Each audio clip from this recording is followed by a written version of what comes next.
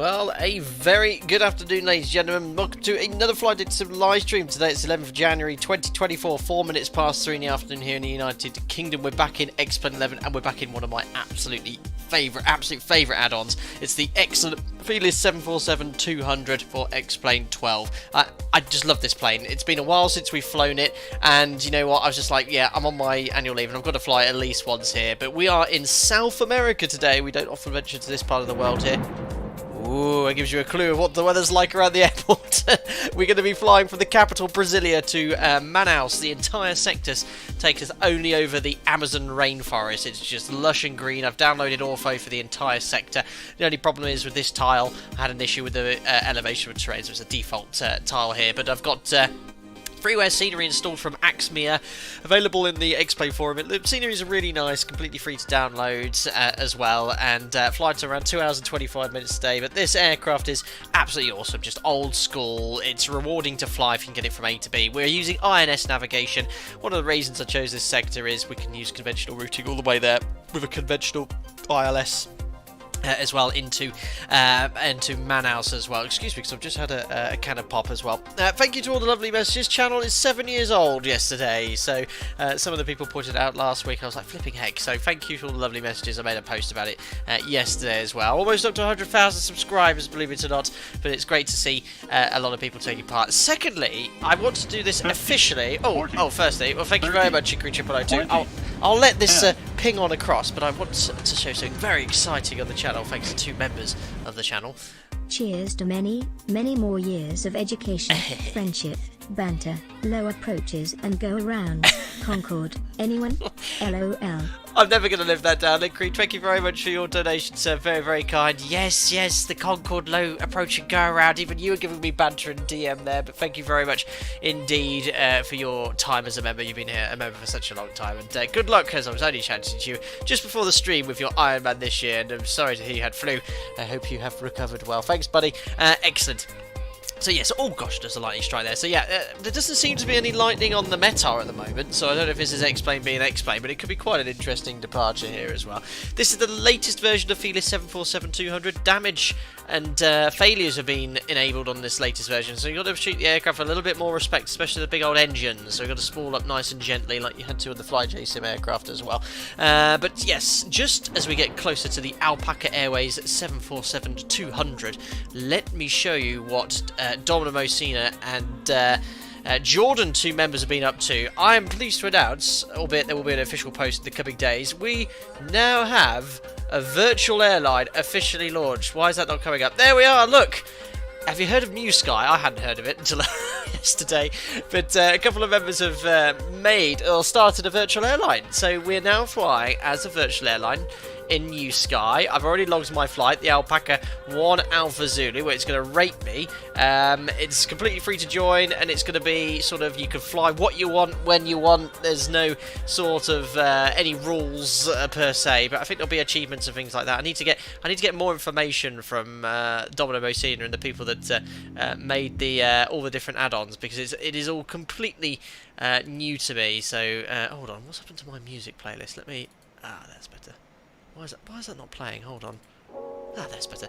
Yes, so smooth as ever. So yes, we'll see how it works, and it's all new to me, and once I find out more information, we'll make a post about it as well. But it just a lot of people have been like, oh, can we fly a Packer? But no, this gives you a good reason to fly. No rules, gear up landings allowed then. Very good, Seth William, fantastic. Whilst I spin around the Felis 747-200, which is currently cold on, let me see what we've got here in chat today. Well, Seth is banter comment. Raphael says, cut their salaries. Is that Alpaca Airways salaries? I don't know. May your pilot rating skyrocket, said Listerman. Yes, I guess your rating will go up in the virtual airline. I don't know. I guess it's an X-Plane-ism. What's that? I don't know.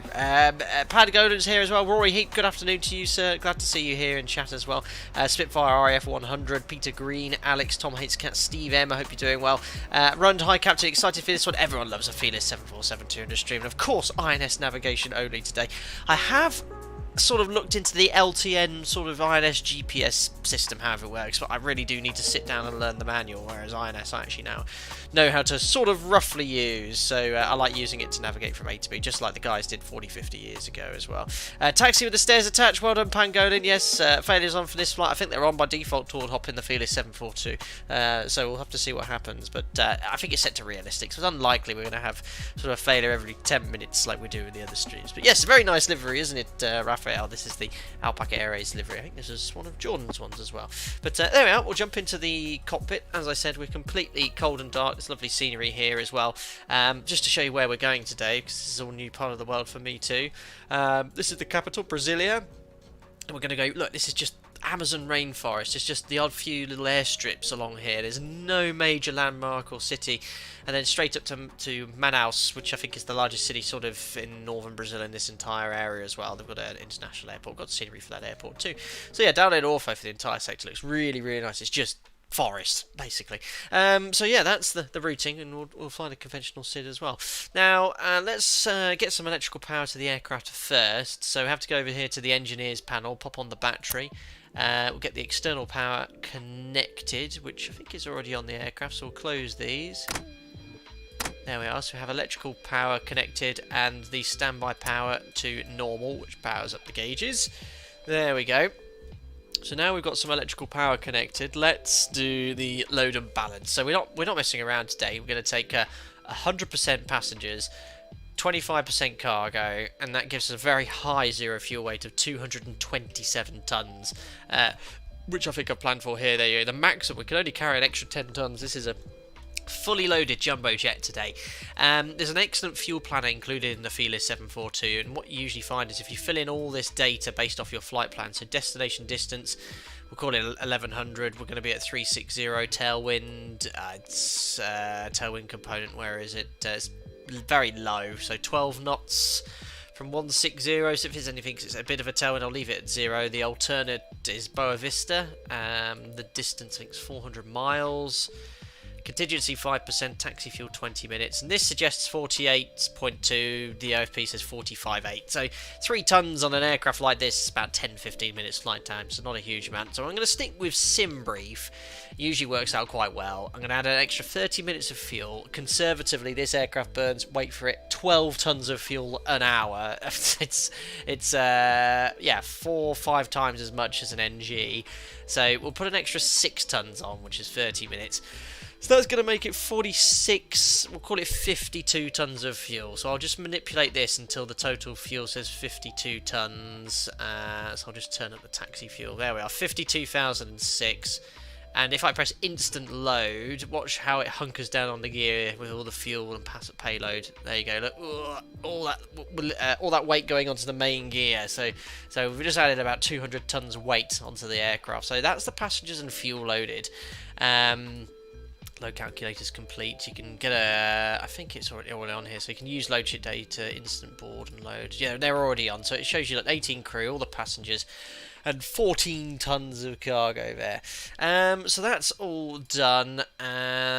Fuel and payload, so we'll now go into setting up the aircraft as well. Do you want to get the Lear 52 from Microsoft Flight Simulator? I've not seen that. I didn't V1 stream that recently. I've not flown any Lear jets really on the channel, but we'll look into it if a lot of people would like me to have a go flying it. Fabi, thank you very much. Congrats on the 7-year anniversary. Fingers crossed for 100,000 subs by the end of 8 years, hopefully. Finishing my logbook in much nicer whilst watching your stream. Hope to see you during upcoming RSTs. Very good, Fabi. Well, good luck with your current training. You never know. If you come to this training centre, you might beat me. But good luck with the rest of your career here. Hope you're doing well, buddy. Rund, we're going heavy today. Absolutely. Only ever heavy in this aircraft as well. Yes, the 400Hz AC tow. When you get the power connected listed. Yes, that's what that blurring is as well. V1 has had a used Lear to sell. Only left the runway once. Is that the one that crashed into the building? I've given him banter for that already. Right, onto the overhead panel. The flight control, hydraulic and power guards are all closed. Yaw damper as well. There's no RTO auto brake function on the Classic. Anti-skid can come on. IRS we will move initially to standby just to warm up the system. That's all done here. We can do a boarding PA. Ladies and gentlemen, this is your captain speaking. On behalf of the entire crew, welcome aboard the Boeing 747 Classic. We will depart shortly after we have our clearance and the cabin crew is finished with their preparations. For now, I wish you a pleasant flight, and I will be back during the flight with further flight information. Amazing. So that sets up all the PAs for the sector, which is good. No smoking and seatbelt signs can come on. They're all what we want in the off position, the alternate and leading edge flap extension. Radio masters on. Mach airspeed warning test, over rotation test, we'll pop on the window heat, and we're pretty much all done here on the overhead panel. Nav lights on as well. Now just going over to the engineers panel, just because we have boarding commencing, we want the galley chillers on, the lav fan to auto, and the galley power on as well. So the cabin crew can serve everything they need to in the cabin. We'll come back to the overhead panel later, because I just want to stick with the MCP for now. So we're departing off runway 11 left today. It's quite a nice day, even though X-Planes put thunderstorms in here. Right now, it's quite a sticky 26 degrees here, quite humid, light and variable winds, so we'll depart off 11 left, scattered clouds as well. Oh, it's just updated, that's actually a few towering cumulus around as well, 28 degrees. QNH is 1019 now, so I'll set 1019 on the altimeters. And there's no SID stop level or ATC here to get a clearance, so I'm just going to climb to 150 initially, and I've got the courses set up prior to the start of the stream, just the way I want it for our SID today. Looking up here then, we need to do some tests. We've got this max ind reset. We've got the instrument warning test, which lights this up as well. Altitude warning test. Ground proximity test. Pull up. Glide slope. Glide slope. And a rudder ratio test. I think that just lights that up there as well. And then before we get to the engineers panel, I just want to set up the INS. So standby initially. I've got my notes from my last stream here. So standby. We need to insert the aircraft's position first. So this is an excellent INS. This is the receiver INS included with the aircraft. This is not a separate plugin like you had with the FlyJSim, which is great. So what we'll do is find out where we are. So on stand 3 here in Brasilia, and we'll go here to the airports, taxi, and we need to find our position. So parking spot coordinates. And we're on stand number 3. So stands 3 through to 6 on apron 1. That's us. So here's our present position. We need to insert into the INS. It's the second line down. So south. So 0. We're on position. So we're going to insert our position south. 15.52.0. Insert. And then it's west. 047 degrees. 55.2 insert. So I've told the INS where we are on planet Earth, and we can now move these to align to start the alignment process.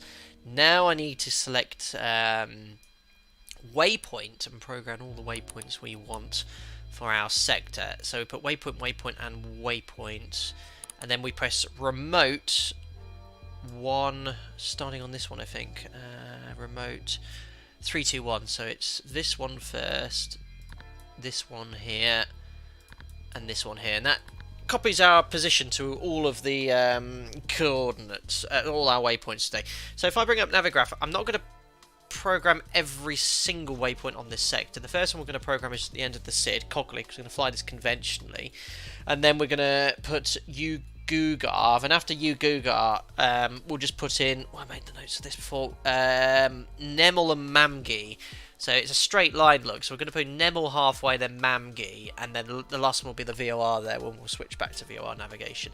So those are the INS waypoints I'm going to use. I'll bring up the operational flight plan so you can see where I'm going and which waypoints I'm putting in. This is the boring part of the stream, whilst I put all these positions in, but this is the way the guys used to do it with INS back in the day. So we've told our present position. First we're going to put in is Cogley, which is the termination point for the SID on the nerdy 1 alpha, which we're going to fly. I'm a nerdy. Who else we've got here in chat today? List them in. Budget Sim, Ruddy Zoom call just popped in as the streamer going, hi, he says hello, hope you're doing well. Good 1, 2 tons, thinks I'm lost already, probably am.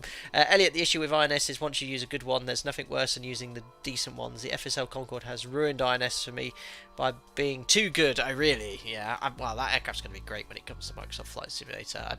Again, I only know how to insert waypoints, navigate using this. I don't know how to do DME updating or anything fancy like that, but it gets me from A to B.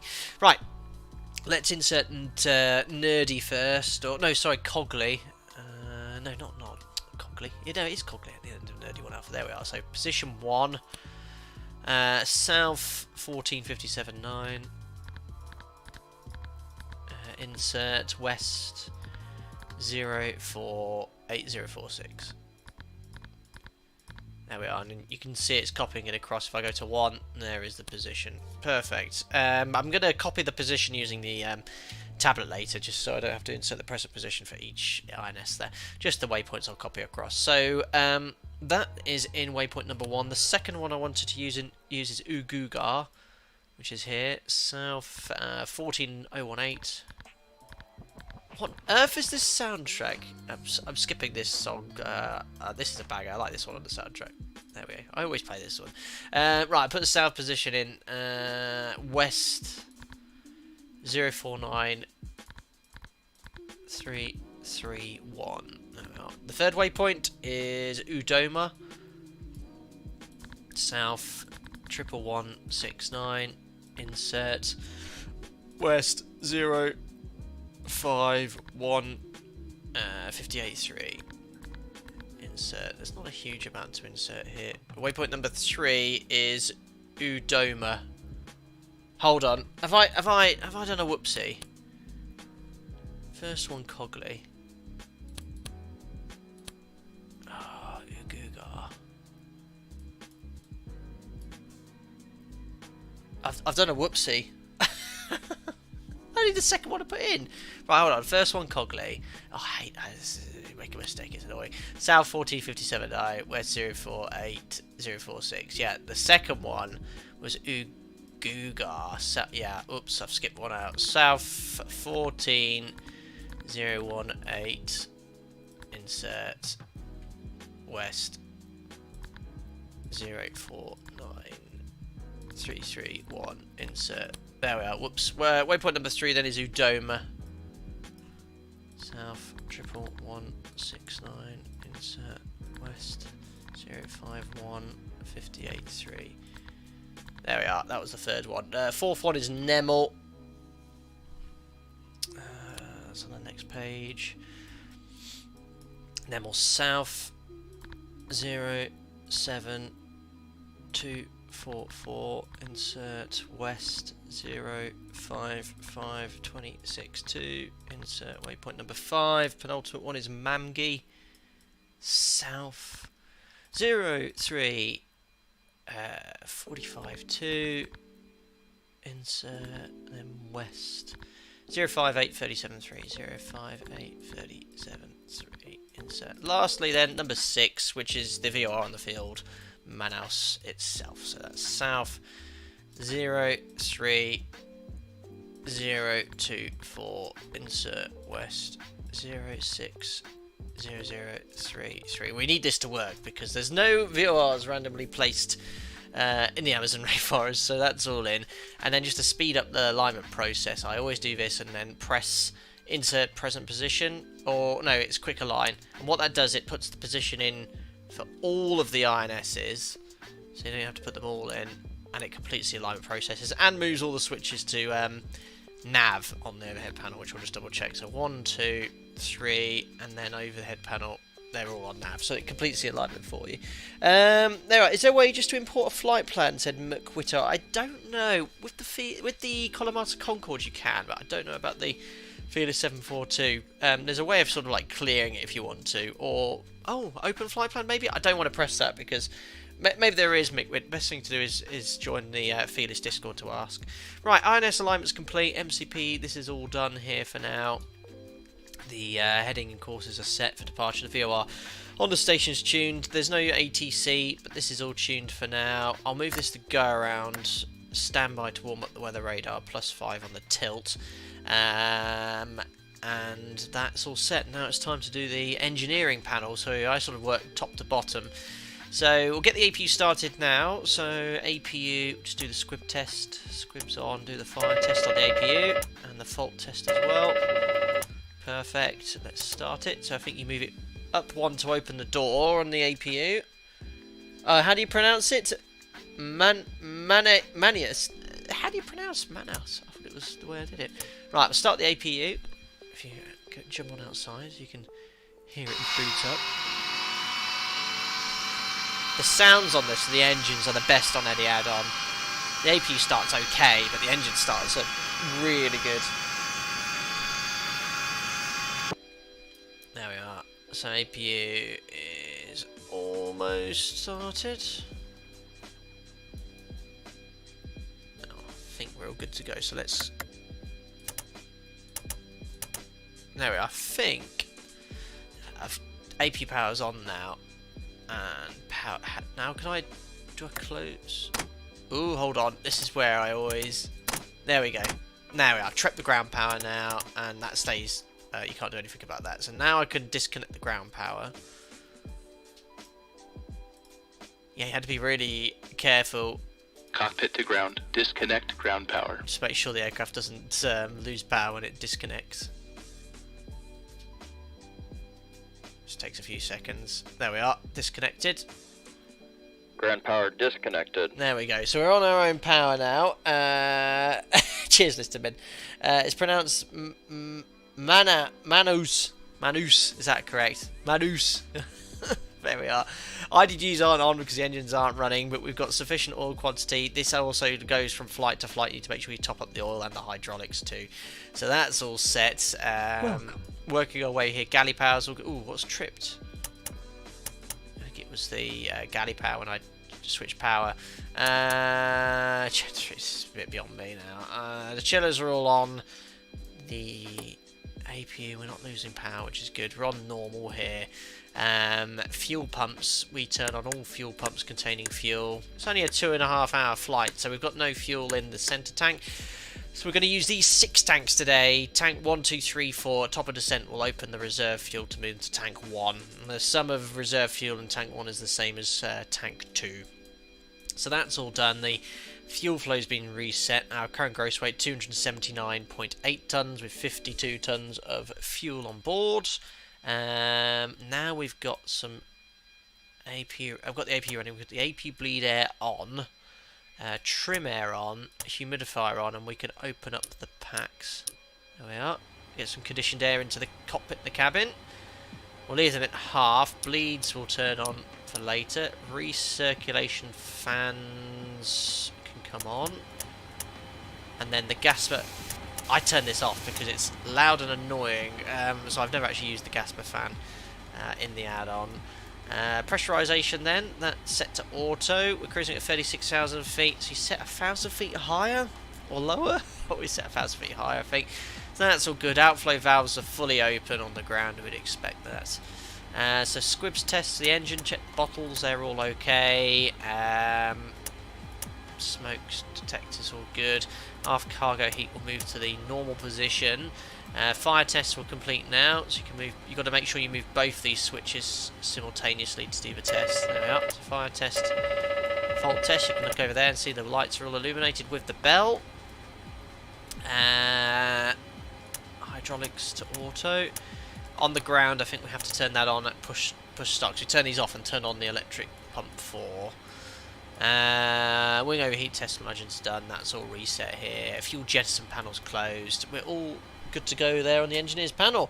So we'll do the checklist first, and then we will do our briefings and make sure everything's all okay as well. For some reason, X-Plane 12 forgot every key, and I would have to reactivate all add-ons. Oh, friend, I always make a note of all my keys just in case things like that happen. Luis is here. He says the most amazing thing is that I am right now inside this red building watching the stream from my phone whilst I wait to embark to Recife. Oh, no way, you're literally in here. That's really cool. There we are, we're in the capital of Brazil. There you are in Brasilia. We'll wave to you, very good. Watch your APU EGT, the load is now simulated. Thanks for the heads up, Liam. What is it? Oof. It's okay at the moment. So how do I increase the... If I trip the galleys... that's going to not make a huge amount of difference. It's like running I'll turn off the pumps here. Can't see any change in the EGT. Keep an eye on it, but I know there's some realism added regarding respecting the aircraft, Liam, so I'll keep a an eye on it. Captain, is the newest update of Explain... It says, yeah, this is the latest public version. I think there's some beta versions as well, which I've not used. Right, let's do the checklists. I presume, Liam Arnold, I've got it all running correctly anyway, the realism setting. Before start, checklist, please. This is great, this interactive checklist. Gear lever and lights. Down and check. Brakes. Parked. Start levers. Off. Radios. On and check. Flight control hydraulic power. On. INS. Check in nav. Compasses. Slave. So far, so good. Window heat. On. Such a tank. Seatbelts and no smoking. On. Emergency lights. Simon C's waiting for the... this. Armed. Exterior lights. Hold on. Right, that one you can let me off because it's the beacon light, because I'm not ready to start the Check. engines. And that, turning Flight that on, is instruments. trip the... Check. Altimeters is and trip clock. the... 1. What do you call it, the air bridge? 9. Set and cross check. Radio INS switches. Radio. Radar and transponder. Standby. Well, everyone's Indicator on board anyway. lights. Check. Bye, air bridge. Engine and wing anti-ice. Interesting. Off. Stall warning. Damn. What? Didn't I do the stall warner? No, I didn't, did I? Check. There we go. Mach airspeed warning. I've broken Check. the X-plane Auto brakes. now because I've flicked the beacon. Oh, it's Check still and moving. off. That's what, oh, it's going back again. Yeah, because Body I've gear turned it off steering. again. I blame Hold the on. checklist. Body gear steering, yeah, I forgot to do that. So that's needs to be in the arm position. Arm. It's a Anti-skid. monster checklist. Oh, this is only the before start pilots. Autopilot and We've got the flight engineers one next over here. Look. Check and off. Yeah, checking off. So that's fine. What's happened? Takeoff warning. I have not done that. Hold on. So it's the same as the 737. Oh yeah, it's quite cool. So I've only got the 2 thrust levers. I can have 4, but it's too much space here. So what you do, you have this setup. Look, and the left and right operate the 2 thrust levers, which is quite nice. Check. Auto flight enunciators. Check. GPWS. Check. Definitely Instrument actually warning. says, "Damn, I know." Hold on. Oops, didn't I do this instrument warning check? Check. I did that one. Flight director computer selectors. Check. Instrument source selectors. Normal. Reserve brake valve. Closed. Spoilers. Down. Static selectors. Normal. Also need to do a takeoff Oxygen performance mask as and well. regulator. Check. Always and takes a while to emergency get off. this aircraft set up. Brake pressure. Check. Stabilizer trim. Check and on. Rudder and aileron trim. Check. Checklist completed. Good, so that's done. Now just before we do the... Oh no, let's do the flight engineer checklist as well, which will get us ready for engine start. Then we'll do the performance and briefings. Battery. On. APU panel. Check. Auxiliary power. Check. Engine oil quantity. Check. Should be down Fuel here. quantity. all good. 5,1,9,4,9 kilograms. Fuel panel. Check and set. All good. Pressurization controls. Check and set. Bleed controls. Wait. What does he want them off? No, I think he wants the packs off.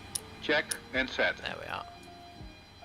Hydraulic We'll need them off quantity. for the engine start anyway. Check. EPR computer. Go around. Circuit breakers. I want that now to take off dry. Check. Indicator lights. Check. Electrical panel. Check and set. One Air pack open, conditioning thank you. controls. Check and set. Fire control and wing overheat panel. Can I still do the engine start this Check bin with and one set. pack open? Equipment cooling. Check. Passenger oxygen. Check. That's down here. Hydraulic panel. Wait. Off for the engine start, isn't it? 50, Check and set. And this on. 30, 20, Fuel jettison panel. 10, Thank you, Cadam King. Check. Crew oxygen. I'll jump outside for your very On. kind donation.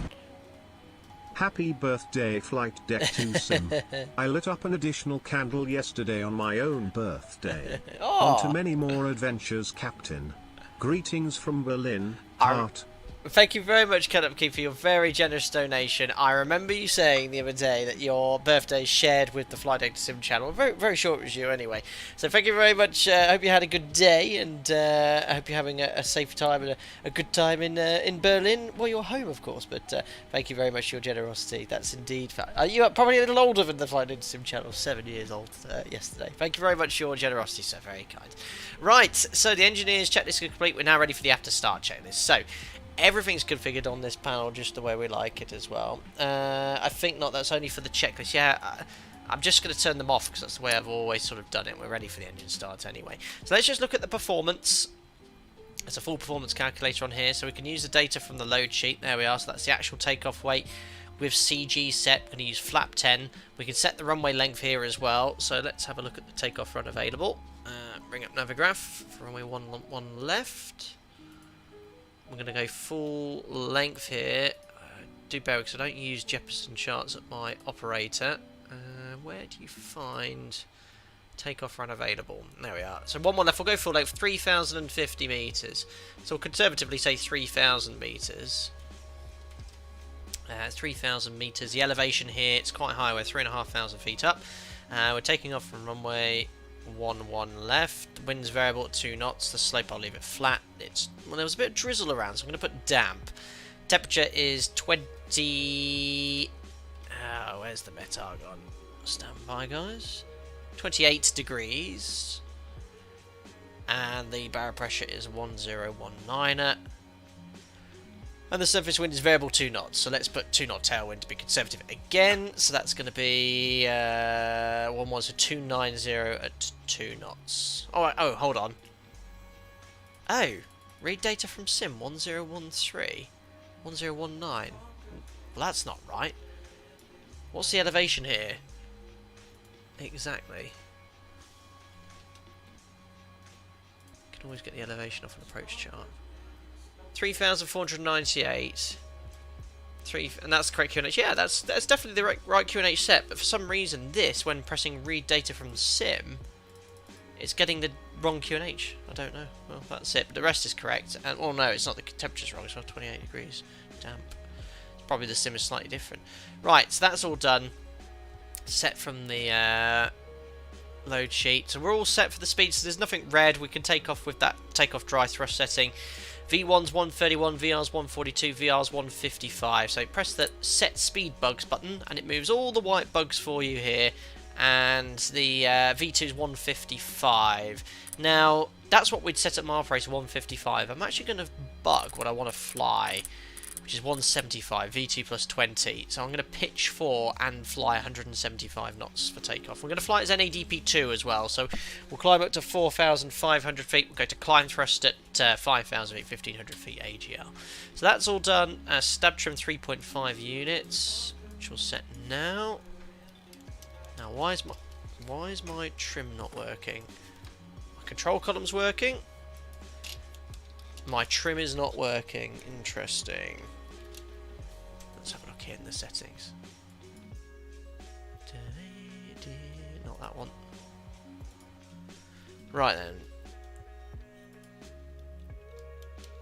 It's not picking it up at all. Not the buttons. That's really, really strange. Oh, that was if I slip the yoke. Yeah. Pitch trim up, pitch trim down. So on my test sector, I used my joystick, but that always worked. I've got 2, so I've got. Has it changed in the Felis 742? Well, it's definitely. Yeah, but it's not working. Is there something I've done stupid in the Felis 742? I do need trim. My joystick. Oh, is it hydraulically powered? It's electrically powered on the NG. Oh, no way! Ah, so that's different to the... I'll make sure it's an auto. See, I've done it out of sequence, that's why. So it's hydraulically powered, the stabilizer trim and the 742. That is different. 3.5 units. 3.5, and I want nose down. Where's that little switch? There we go. I think it wasn't the last versions, maybe. They need to be off now anyway. Right. Performance done. Thanks for your patience, guys. It does take a little bit longer to get this aircraft set up. Oh yeah, I just need electric hydraulic pump off 4 for the pushback. Right, that's all done. V2 set. Initial pitch is 15 degrees, so I just need to turn that on the flight director. So 15 degrees. And we're good to go. Yeah, and the 737 is electrically powered, the stabilizer, so you don't actually need hydraulics. You can have loss of system A and B. Right, that's all done. I think we're ready for push and start, so let's call the better pushback. There we are. So what we're going to do is push back to face in this direction here. It's not too tight, is it? No, that should be okay.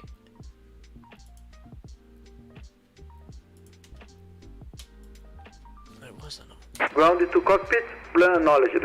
Please call me through the menu when you're ready. Grounded to cockpit, tow is driving up. Also, another thing I'd like them to fix in the Felis 742 is the floppy window wiper. Have a look at this. It's a floppy window wiper. It's floppy. It looks like Jack's tail when I tell him we're going for a walk. It's like bendy at the end, I swear. But it does wipe the windows. No, we're on VATSIM HQs. There's just no ATC. What is it here in Brazil right now? Local time. It's 12 o'clock in the afternoon on a Thursday. I don't think we're going to get anyone on the network. So we will Unicom our way out of here. Oh yeah, we're not briefed for taxi on the SID, have we? We can do that whilst better pushback does its thing. Right, so pushing back from here on stand 3. Okay, all doors and hatches are closed, ready to connect. To close it, facing west on Lima, and then we're going to make a right turn, short taxi, look, hotel to Alpha for runway 11 left, blast off to the east. Departure then to Nerdy 1 Alpha, straight outbound on the 107 radial to Nerdy, 11.6 miles. We're then going to make a left turn and fly a miniature arc, a DME arc, okay. Rule of thumb I remember from my instrument rating is when you want to intercept a DME arc turn, start your turn at 10% of your ground speed. So our ground speed's going to probably be about 220 knots, around 2 miles before 11.6, so around 9.6 miles, 10 miles. We'll make our left turn. We're going to fly outbound on the arc, maintain 11.6 miles until the 021 radial, and then make a right turn. is now connected and bypass pin is secured. Please release parking brake. Stand by. We're going to make a right turn at 021 Lixham outbound to Cogley. So that's the SID. It's all backed up on the radials. I've got 107 on the captain's side here, and then the 011 outbound here to Cogley, and then we'll use INS to get to Cogley, but we'll do the first bit conventionally.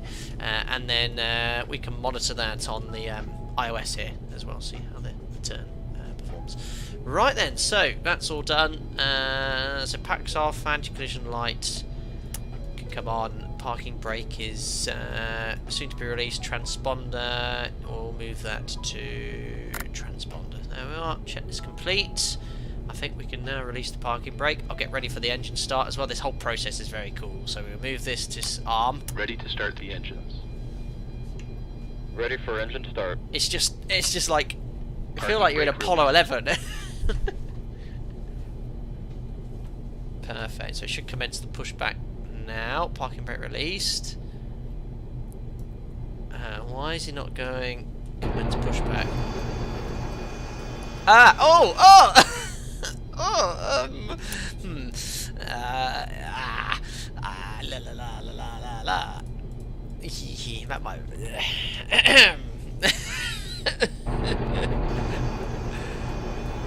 Maybe that's what. And I've got my chocks in. Yes. Remove chocks. Cockpit to ground. Remove the chocks.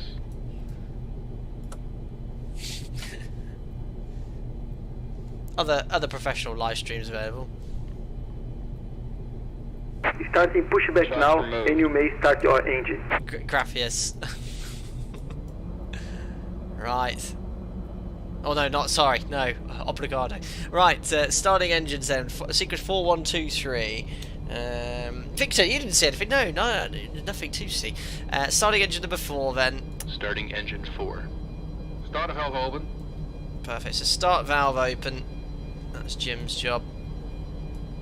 N2 rotation. Wait for the oil pressure. It's already started to increase from 0. So we've got oil pressure, and M1 is over here. You can see it's slowly starting to increase. So we have M1 rotation. We're just waiting for 20%. N2.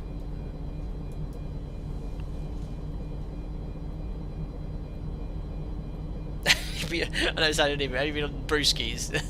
No, I'm on Sprite today. Yes, a few steps forgot.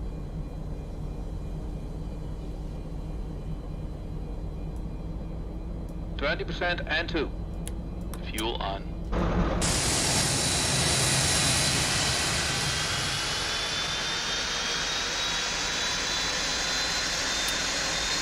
Noise. That's just one of them.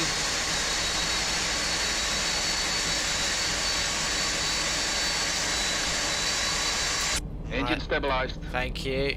Just starting engine number 1. Starting engine 1. Start valve open. Perfect. When you start 2 and 3, you can hear a little bit more from the cockpit. Engine breather, I don't even know what that is. Oil pressure. It's all in the green. Temperature. There's the N2 rotation.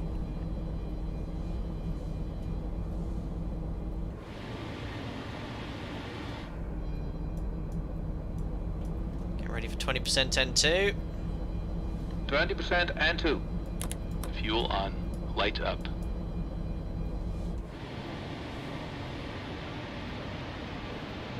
Starting engine number 1.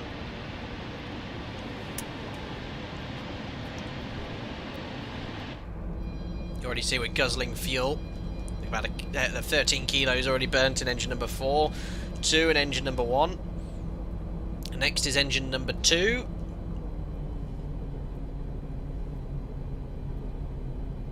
Just wait for the stabilised call. Maybe you can start the engine before the stabilised call, I don't know. Operation completed. Please set parking brake. Parking brake set. Disconnecting tow. Please stand by. Maybe I missed the stabilised call. Right, we're starting engine number 2. Starting engine 2. Engine stabilized. There he is. Start.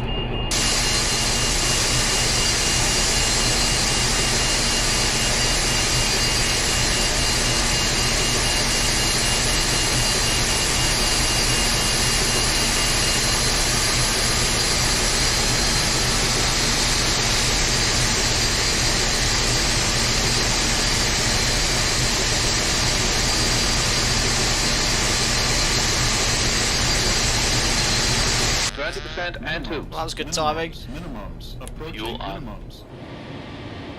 Oh look, the engine stuff from inside on the next one there. Emery145, thank you very much for your membership. Hope you're doing well, and glad you're enjoying the content as a member still. And Starter off.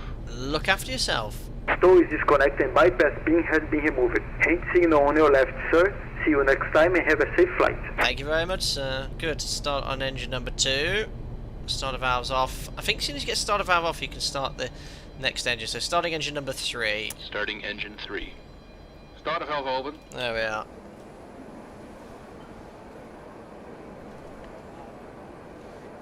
Sabrina normally takes 3 hands on deck on the older 747s. Yes, I am having to do the job of 3 people and entertain you all in chat as well. So it is a high work. I will make mistakes, much to your amusement.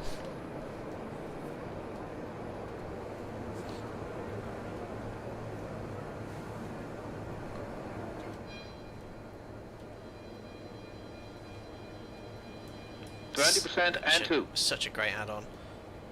Fuel on. Run the sweet sound of deafness when you enjoy those engines for too long. It is loud, but it's the only way to listen to it. It's loud. It's when you spool up these engines. It's awesome. Peter Green, can you start the NG engines at the same time? I know they're usually started once at a time. Yeah, 45 seconds per engine on the NG. So you're all done in a minute and a half. This is about 4 minutes. About as long as it takes on the Max, to be fair, with the leaps. Right then, so we've got the good engine starts, and now I do my operators before taxi flow. So generators 1, 2, 3, 4. APU can now Engine stabilized. come off. Close the APU bleed air valve and close the split system breaker. So we've done general APU start switches to Q flight. Start valve to off as well, so they can move to flight.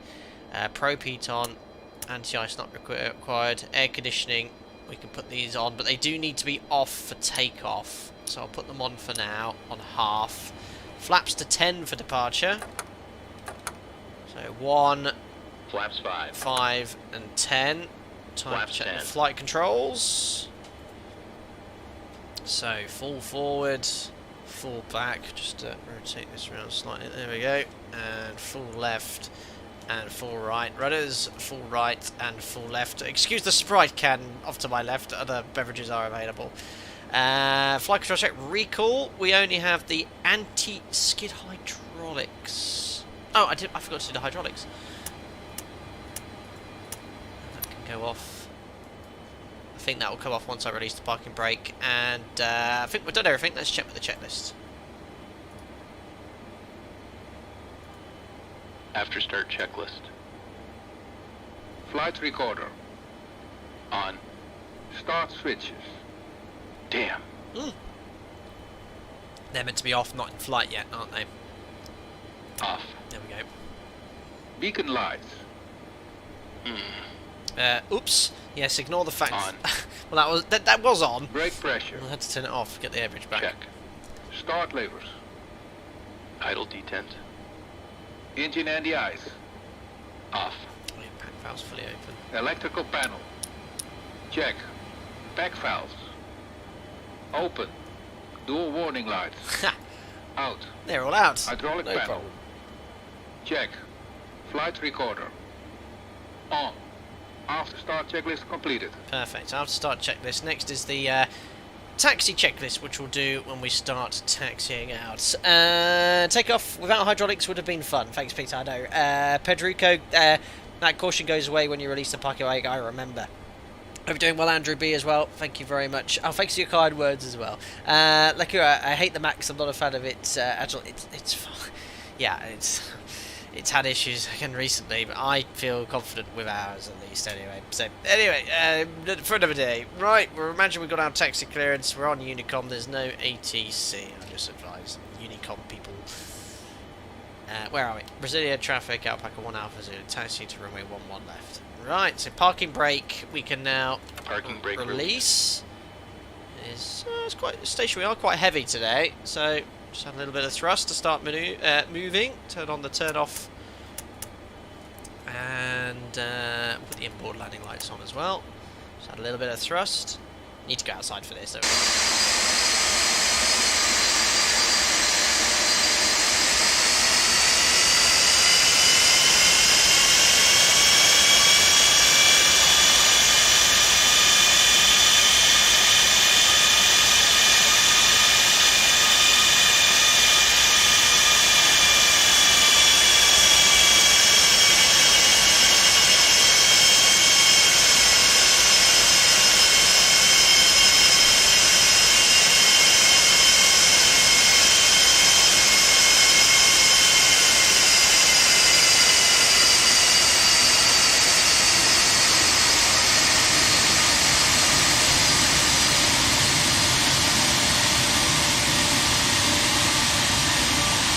Very good.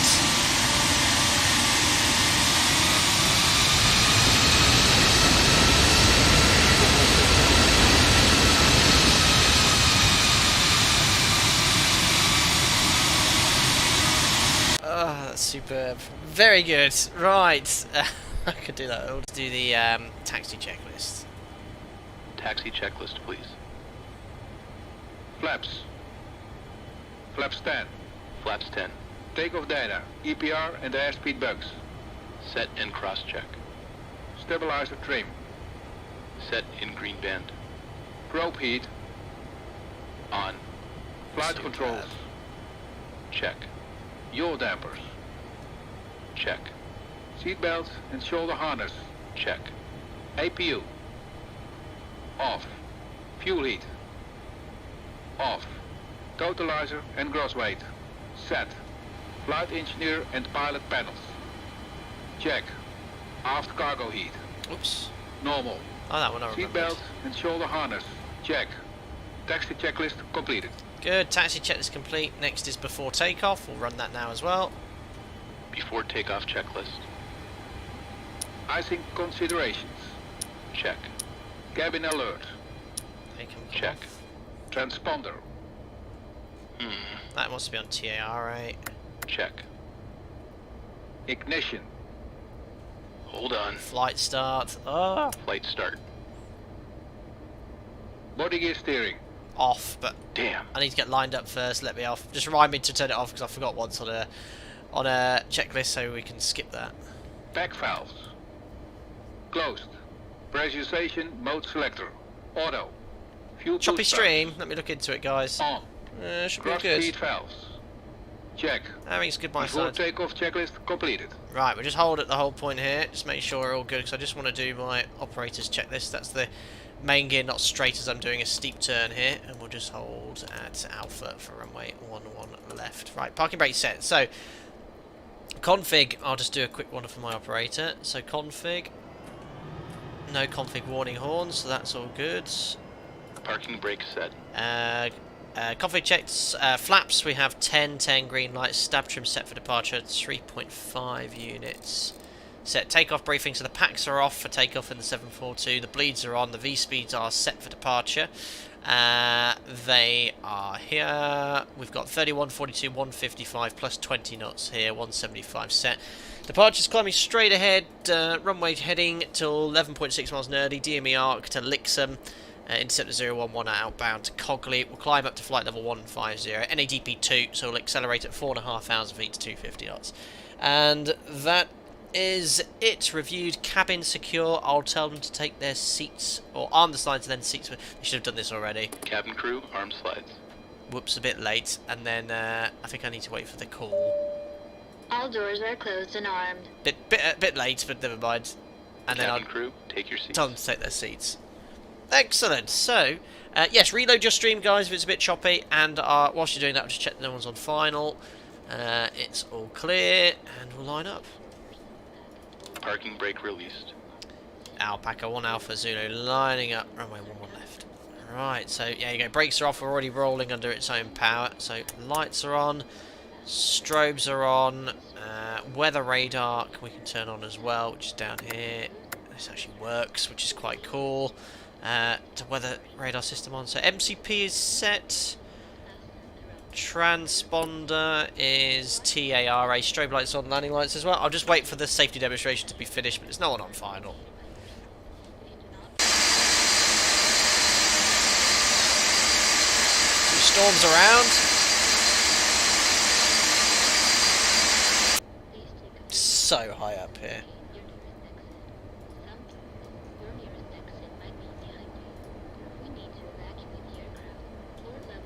Oh, still, safety demo is still going. Yeah, that was a Cat 1 ILS hold point, probably. That's what people saw. Guides. So high up. Oh, it's quite a long plane, so I turned a bit too early there.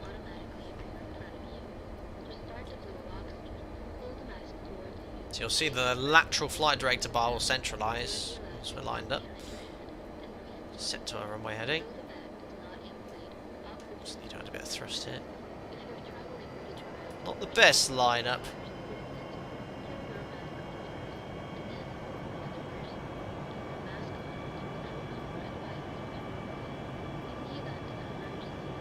That'll do.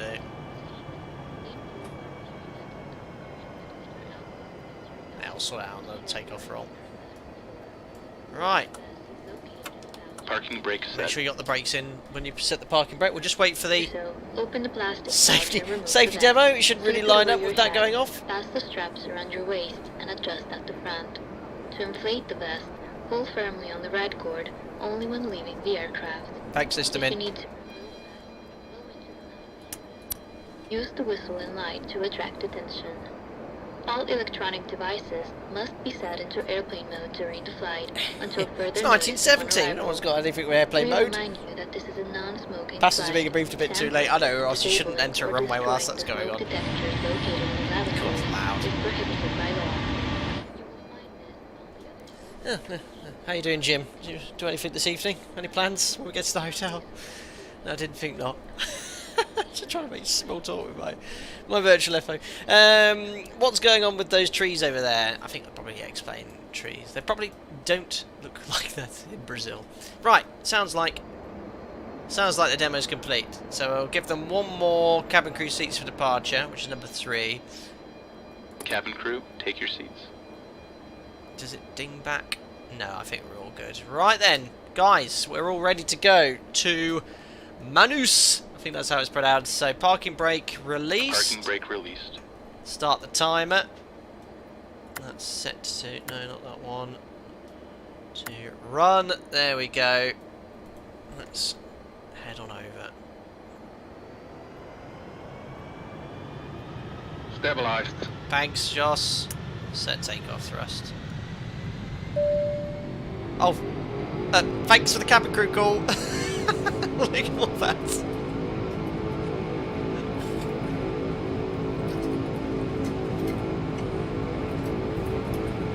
Cross set. Excellent. Airspeed's alive.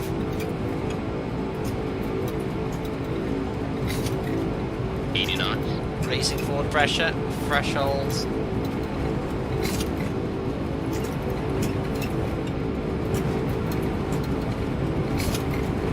More heavy today.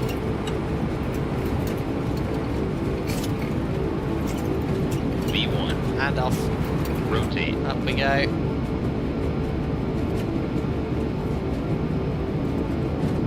Bit of a dead band there. Crikey. Felt quite heavy. On the rate. Gears swing up. Gear up. Trim. Get to 175 knots.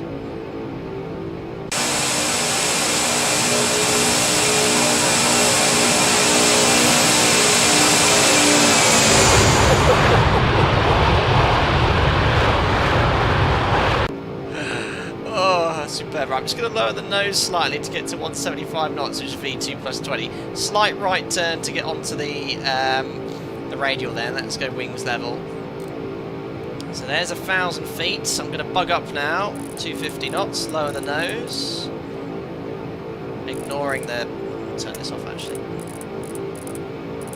Just waiting until 5,000 feet, then I'll set climb thrust. Right, flaps to 5. Flaps 5. Okay, climb thrust going in.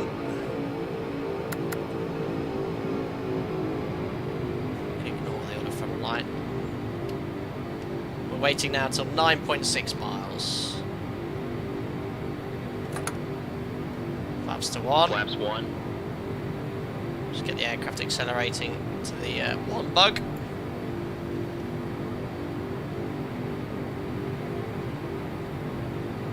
So remember, we're going to 9.6 DME, which is in the bottom left there, and then we're going to set the DME arc. Do excuse the default explain scenery as well. Flaps up. Just accelerating to 250 knots now.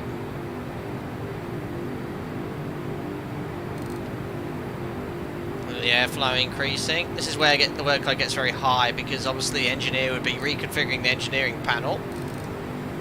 I'm having to hand fly at the moment. But remember, fly the aeroplane. So remember, going outbound till 9.6 DME. Just... Oh yeah, I've forgotten this view. You can't get Navigraph up. So Navigraph going out until that distance there, and then we're going to set the DME arc as well. But as I'm not doing much more, I'll get the autopilot engaged. So Command A, 4 lock. Oops, watch the nose. So let's just go to vertical speed initially. Just get the aircraft back to 250 knots. Don't descend though. 1,000 feet per minute. Once we're doing 250, I'll do indicated airspeed hold. Oh god, I need to turn. So heading select. Now it's the DME arc. So I'm just going to do left turn 90 degrees. Might overshoot this slightly. There's 250 knots. So I'm going to go to indicated airspeed holds. Outsell. Welcome. So now I'm making a left turn to intercept 11.6 mile, but I've overshot it. I was late turning. So what I need to do is turn inside of this arc to get back onto 11.6. So to turn back inside it, start flying towards the VOR again. So I'll head north initially. I think I might even need to do more than that. Start doing the after takeoff checklist, so one at a time. Just make sure not pressurised at the moment. Gonna have to make a bigger turn here. I've overshot the arc. No! So 13.5, yeah, we're meant to be at 11.6, so I'm about 2 miles out. It'd probably fail your IR check in 1970 if you did that. But it's okay, I'll start flying towards the VOR. And we'll re-intercept it from this direction. So if I go 320, I'll put 011, which is the outbound course I want. That gives you an idea if you're flying towards it. You can see now we're in 90 degrees, so this will start ticking down really quickly now to 11.6. Once we're at 11.9, we'll turn to be 90 degrees from the RMI, and we should re-intercept on that heading. Right, after takeoff checklist. This here, the actual flying was okay.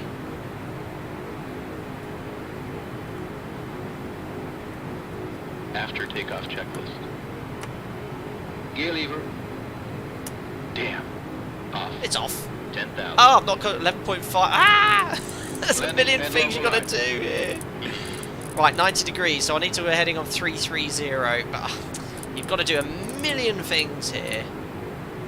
So 90 degrees, but I need to fly slightly outbound now. So if I bring up Navigator for myself. Yeah, you see, I'm slightly inside, so I want 11.6. So when that's at 11.6, then I'll start doing turn 10, twist 10. So I'm now flying slightly outbound. See, we're flying away from the VOR. As soon as that's 11.6, I'll turn to be right on that heading. I think if I start turning now. So if we're onto a heading of 350, we'll start going left to 340, we'll be on 11.6. So it looks a bit messy probably, yeah, because I went slightly out, and now I'm intercepting that DME arc now. It's going to look good. I'll maintain 250 knots on the arc here. 11.8, so we're flying outbound again, so another 10 degrees. Actually going to go another 20 degrees. So you know, you've got to turn 10, twist 10 is the easiest way of doing it. About 0.4 miles off the arc. Again, once that's 90 degrees, an autopilot can do this perfectly on the NG. I just want to get, again, turning back towards the beacon. Just do 10 degree turns now. And you keep going until you get to 021, so 90 degrees off that, or less than that, it's going to be, oh, what's that, 27, well, when I'm heading a 290, we can make our final turn. And I've meant to have done a million other things by now as well. Ignition checked, that's done. Ignition. Check. Seatbelts and no smoking sign. Check. Pack valves. Open. Fuel heat. Turn all the way on that. Auto. After takeoff checklist completed. Yeah, not the best arc I've done, but it's a very tight arc. You know, I've got to be... You're within, was it 10 miles there? So I'm just going to stay on this heading until 021 now. I'm within 1 mile, I think just the limits there. So as soon as the tail of that needle's on 021, that's out acquire, I think. Yeah, it's gone to out acquire 150, that's not a bad thing, so I just want to get level off there. Go to speed, Down to level hold. There we are, there's the 021, so now I'm going to go outbound from Lixum 011. You can see the radials coming in. We'll level off at 150 just to make sure everything else is done. What's the temperature here? 13 degrees, we don't need engine anti-ice, it's very warm here.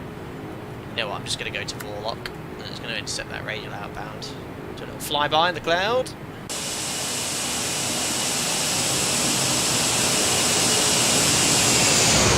Ugh, the graphics aren't good in clouds in X-Plane. There we are. How's the after takeoff check? That's done. Let's just do the rest then. So fuel Call from the cabin. Cabin ready. Oh, we're airborne, love. Lots going off. AP's off. Pressurization. Let's just check that. Diff pressure's increased to 3.8 psi. Cabin altitude steady at 6,000 feet. So that's set. Release the passengers. Well, we'll just hold them in actually because it's a bit of seat turbulence here. And there we are. We're now intercepting the 011 outbound to Cogley. Bit of a messy one, but so much going on here. Right, we'll level off at 150, 250 knots, that's fine, and we shall now go to INS navigation. So waypoint change, 0 direct to 1, insert. Switch to heading for a second. INS on, INS, flight directors on, and we can now accelerate to our optimal climb speed, which is 308 knots. So what I'm going to do is disconnect. We'll go to EPR hold initially, so it's going to add thrust to EPR. Bug 308 knots. Then when we're there, we're going to go to indicated airspeed hold. We'll go straight to our cruise level, which is flight level 360, and it should be on the standard here as well. So 360. Just let the aircraft accelerate level. 1013 is set. So as soon as we're at 308 knots, optimum climb will do our indicated airspeed hold.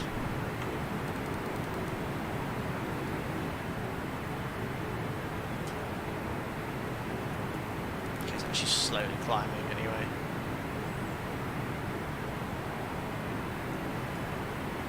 It's off. It's going to be 308.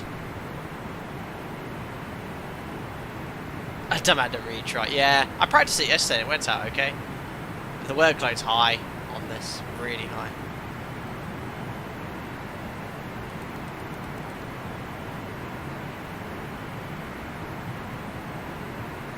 Right, almost at 308 knots.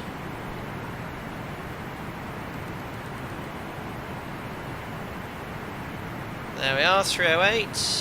Indicated airspeed hold. The aircraft's now going to pitch up for 380 knots. Oh, that's better. It's loud. There we go. And breathe. We're away. Yes, let's have a look at the weather radar, see if it's picking up anything. I think we got out of it. Yes, there were thunderstorms forecast.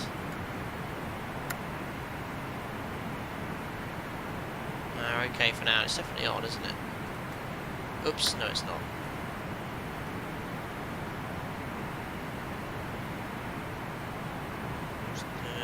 Usually does a few sweeps.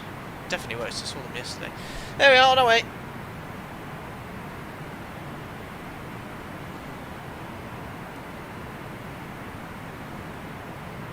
Oh, that was busy. Inbound to Cogley on INS now, outbound on the 011, and once we're there. Yeah, my actual so that was what I was hoping to achieve. The actual DME arc was something like this, because what happened was I overshot it. Let's imagine this circle was the perfect DME arc. It probably is. That's probably at 10 miles. So that's what it should have been. A nice circle there, and I overshot it. I was like, oh crap! I actually started my turn at around 11 miles. I overshot it, and then we went back onto it, and then I was like, right, well, let me intercept it, and then I got distracted here doing engineering panel stuff, and then we did a nice 12.5 mile arc, and then I went, oh, whatever, I'll intercept. Yeah, it's tough in this. It's tough. Anyway, look at all this ortho down here. And look what we have ahead of us. Just the Amazon rainforest, pretty much, as soon as we get north of Brasilia. If I go here to satellite, look at this. Oh, look at this part of the route there, look. It's just Amazon rainforest. Amazon, Amazon, Amazon, river, and then Manus. If you just zoom in on the satellite image, I mean, look at it. It's just dense forest. Who knows what's right down there? Isn't there meant to be hundreds of tribes still living in the Amazon, undisturbed for thousands of years? It is just huge. The first hour is sort of, it's quite sparse farmland, and then the forest starts here, look. There's a last bit of sort of man-made signs, and then straight in that forest. Look at this. So have to have a look, see what it looks like with ortho. Hey, this looks like the Grand Canyon ahead. Well, a dodgy version. Let's see what we've got here in chat then. Hope you're all doing well. Thank you very much, especially during departure where I was very busy and I had no capacity to talk to anyone, let alone fly this plane on my own. Taylor, hope you're doing well. What is the flight time today? 2 hours 25, airborne now for, what are we, 15 minutes? So, yeah, about just over a couple of hours to go. Stratocaster Brazil-Peru border around there, very cool. Those engines will certainly disturb them. Yes, they'll wake them up. And Hicks, really hope they keep it that way. Yeah, let's hope they don't ruin any more of those forests as well.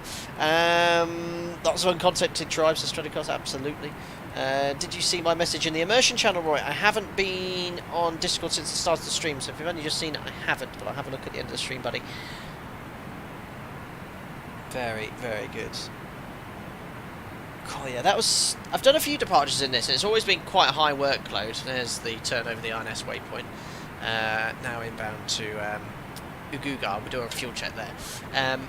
Yeah, that was the busiest departure I've had for some time in this aircraft. Oof, it just started to rain.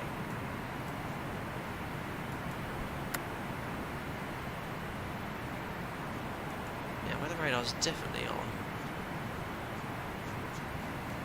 Even auto. There we are. So I think that's a bit of ground clutter. So this is ground clutter. There's nothing ahead of us that looks too bad. Let's just cumulus cloud ahead.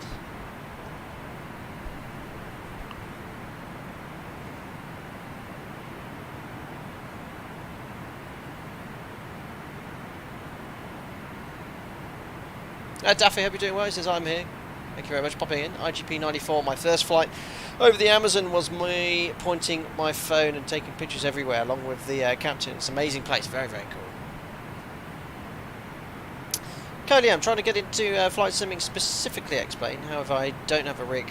Did you buy your PC or get a pre-built one? Where would you recommend getting started with this? Now, no way affiliated, but I've had 2 PCs from a company in the UK called Chill Blast, and I've never had issues with them. You sort of custom build, or they'll recommend one, but I was very fortunate to have some very knowledgeable members of the channel who I spoke to when I built this one 2 years ago now, and it's perfect. I've got no issues with this or no hardware issues. 3080, well, PC specs can be brought up using Nightbot. Better put a little bit of engine anti-ice on, 8 degrees. Welcome. I don't know if flight start needs to go on for engine anti-ice.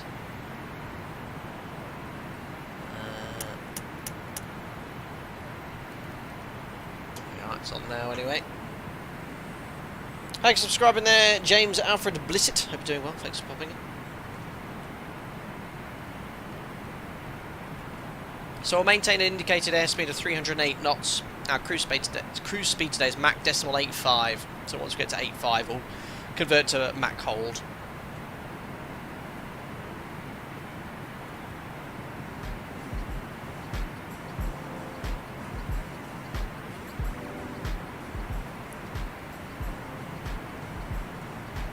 I'll taxi out an airborne for 17 minutes, and we have burnt 8 tons of fuel.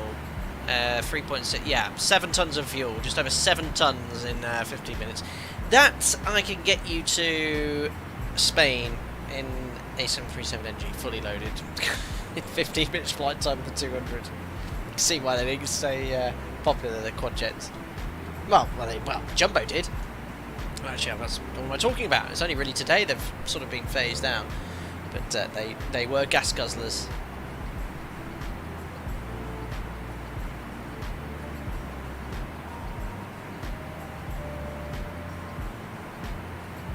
Rory, request for stopping music at top of descent, but blissfully no music so far. Usually I do. Usually when I'm in the approach phase, I'll turn the music off, Rory. I'll turn it down a tad now. Pangolin, I know you need to hold at Cat 2, Cat 3 hold points when low-vis procedures are in effect. That Cat 1 hold I don't think I've seen before. When do you need to respect it? I noticed you didn't. I was definitely holding short of the Cat 1 hold point, Pangolin, because we taxied, because we're so high up, the actual, and the nose wheels behind you I can guarantee I was short of the whole point. I remember stopping short of it, because you see it disappear, but it was probably 20 metres still ahead of me. And in fact, that's one of the big threats in aviation, is you mustn't obviously cross a whole point, but you've also got to ensure that you're taxied up to it, especially as you might be blocking a taxiway behind you. But yeah, it's Cat 1 whole point is when they often have Cat 2 and Cat 3 holding points together, and the Cat 1 whole point is a little closer to the runway within the protected zone. It usually then clears a taxiway to allow aircraft to taxi behind. But yeah, as long as your nose wheel doesn't cross it, you're fine. Captain, there's a trial. Active Sky default clouds is all default X-plane now. I don't actually use Active Sky anymore. Hi Eddie, hello Captain, just took off from Brasilia in Alpaca 62 Delta Charlie, cost index 0, and I'll see if I can catch up. I'd recommend you put another 0 and 1 in front of that, Eddie. 0 is the lowest cost index you can go. You'll need to go a bit faster. Ooh! So, as I said at the start of the stream, virtual airline now, Alpaca Airways. You can join if you wish, using New Sky. I wonder if I've lost any points for doing all these things. You've got to make sure you do all these things correctly. And then, declare emergency. Must be on ground station with engine off to close the flight. We'll see how we get on. My first ever flight for Alpaca Airways. Jack, our chief pilot, will be closely monitoring my performance. Hello, Simulate by Airlines Live. Hope you're doing well. Victor Silva. So, what are we having in for in-flight service? Oh, what do they eat in Brazil? It'll be Portuguese food, won't it? It'll be sort of like shellfish, fish, bacalhau, things like that. That's what they love. Stratocast question: possible to get some Alpaca AFL King Air liveries? Been flying that plane recently, absolutely love it. We'll have to see if any of our livery makers can make one. Yeah, as far as I know, yeah, I need to talk to the livery, the creators of the virtual airline. Anyone can join. You go to New Sky, sign up, and you can log your flights. I literally only heard about it 2 days ago. It sort of launched today. I'm using it. This is a bit of a test sector for it. Once I understand how it works a little more, I'll promote it.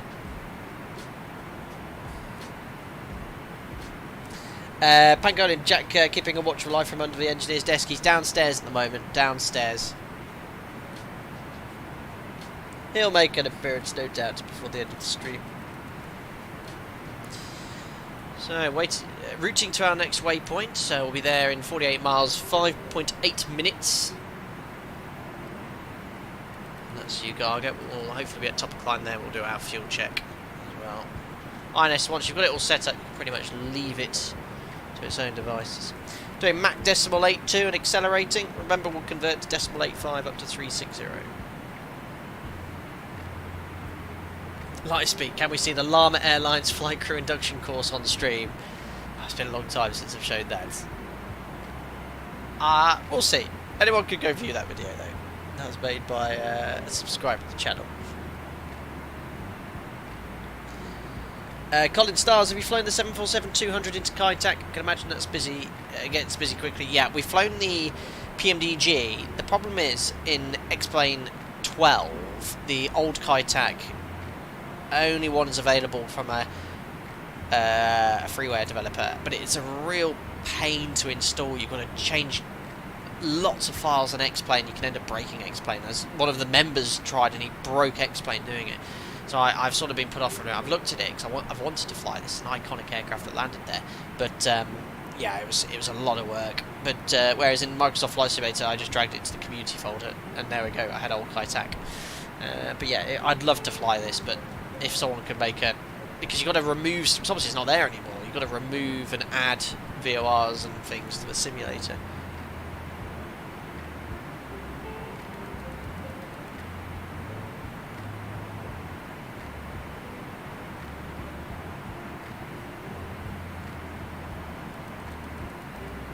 I had a runway excursion with the PMDG on my first VA flight, no idea why. Currently en route to Daytona, hoping it'll behave better. Oops. I can't, I suppose having a runway excursion doesn't bear well for your virtual airline score.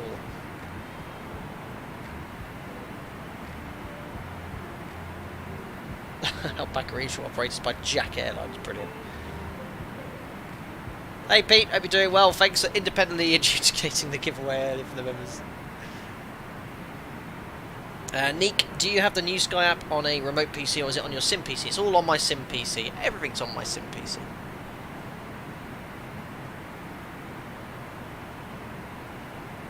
Pangolin, Flight into Sim, could you repeat the name of that PC builder? Yes, it was Chill Blast. I'll write it in chat. Again, no way affiliated at all. I just like their PCs and the way they build them. They actually, I think, specifically have Flight Sim specialist PCs. So, there we are, almost up Mach Decimal 8.5. A lot of parasitic drag at the moment. Check the pressurisation. Passing 30,000 feet. There we are. So, diff pressure's 8 psi now. Cap and altitude still around 5,000 feet. Outflow valves pretty much closed. And there's Decimal 8.5. So, we're going to go to Mach hold. Aircraft's now going to probably pitch up slightly to maintain the Mach number now. And we'll just finish our climb to flight level 360, and that is armed.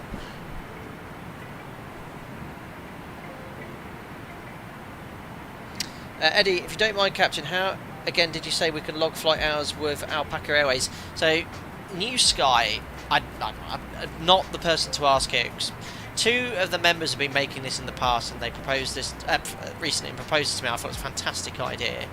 And you join the virtual airline via New Sky, and with this virtual airline, wow, virtual airline, you know, you fly what you want, where you want, whenever you want, and it logs it automatically. It syncs with it. So let me just fire up the New Sky app here. So it syncs with your simulator. So it's connected to X-Plane, and you type in, prior to this, you type in your departure arrival, your departure time, and it constantly monitors your flight. And then at the end, you press close, and then it will give you, it will log your flight there as well. I think we've got like 30 people have joined already. So I will do a full promotional post for this once I understand how it works. This is a test really for me. So I need to talk to Jordan and Domino Mosina how it sort of works, and then I'll make a post about it. People can join.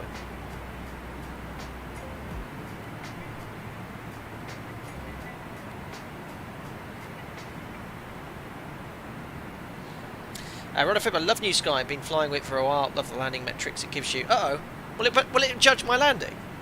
Oh dear. Well, I've got the butter calculator on as well in X-Plane, and this Fly Live works well with X-Plane, not Microsoft Flight Simulator for me. Oh, it also directly generates the OFP through SimBrief. Oh, I don't think I've got it synced up with SimBrief yet, Agatha. Oh, interesting. I wonder where it got the route from. Or did it do it automatically? No, I don't think I put any SimBrief information in there.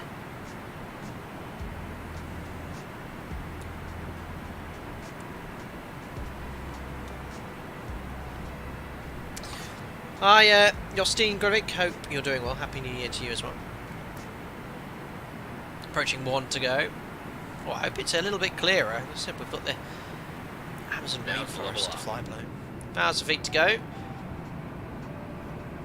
Just do a little fuel check here as we fly over Ugugar.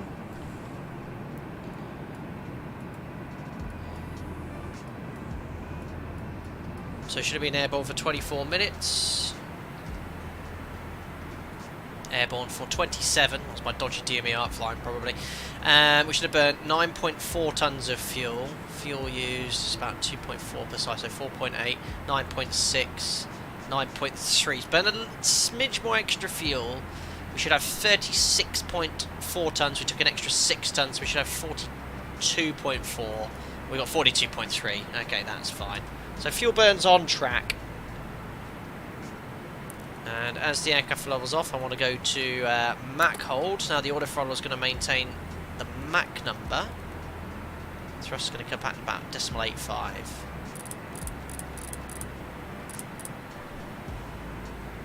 I think in the cruise, the boys and girls that flew the Classic, they would disconnect the autothrottle. It wasn't really the best for sort of maintaining a fixed thrust setting. These engines are, remember, old. Then the reliability was good, but not as good as modern jet engines. So you couldn't sort of mess around with them. Constant thrust changes. You want to make set of thrusting, small changes. That's why there was an engineer. There we are, 36,000 feet. Thrusters coming back.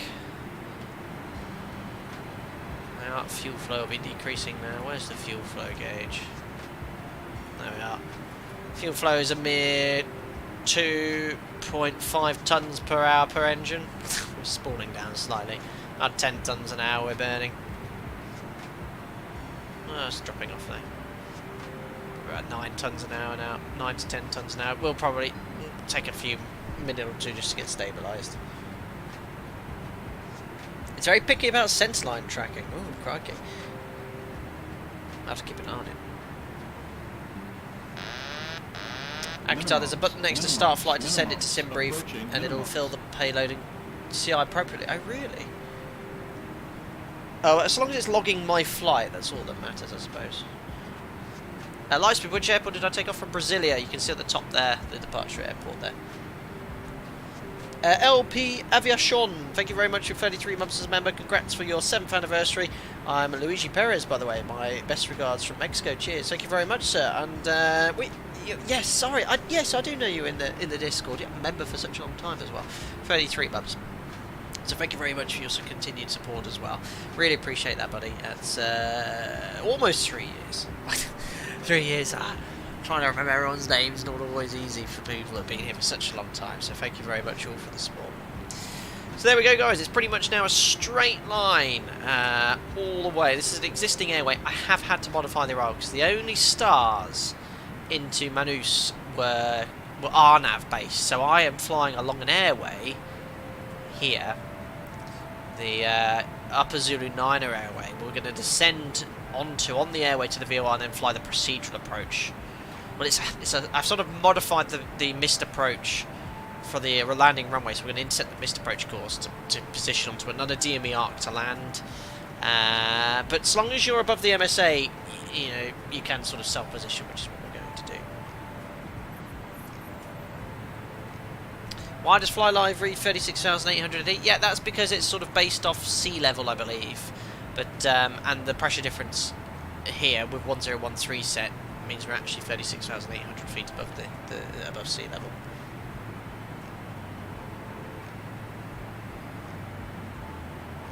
Oh, Akatar, we currently have 6 flights en route, another one scheduled in New Sky. Oh, amazing, very good. Well, I think once we promote it, we might get a few people that sort of jump on in board.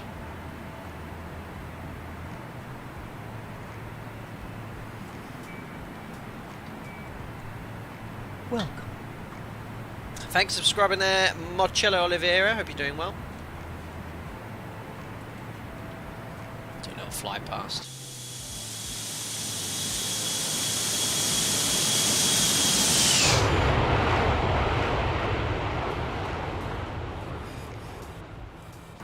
There we are. Still alive.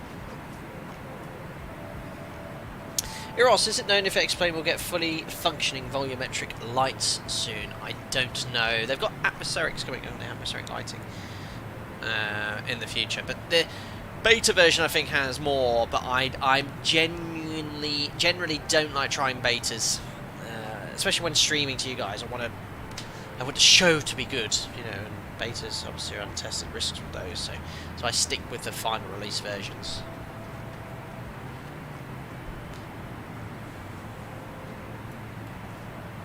There's actually any VORs along this route? I don't think there's any. There's lots of airways and routes over the Amazon. There's not a single VOR en route.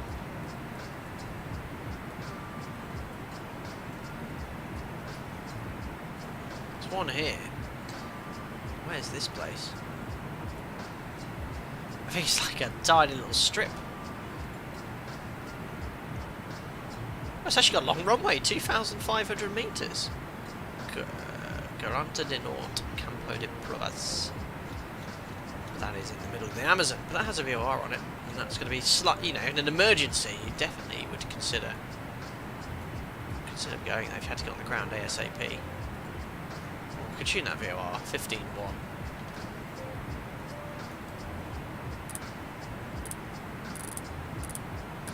Going to be out of range. 200 miles away now from Brasilia.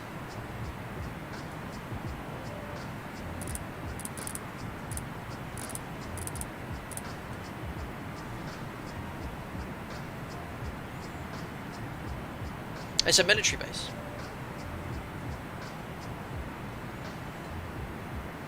I guess those tribes would be the only ones who could get to them or maintain the VORs. I don't think they maintain the VORs, fair enough. That's Coquimbo Air Base, said Girolda. He's Carvalho, you must be from Brazil.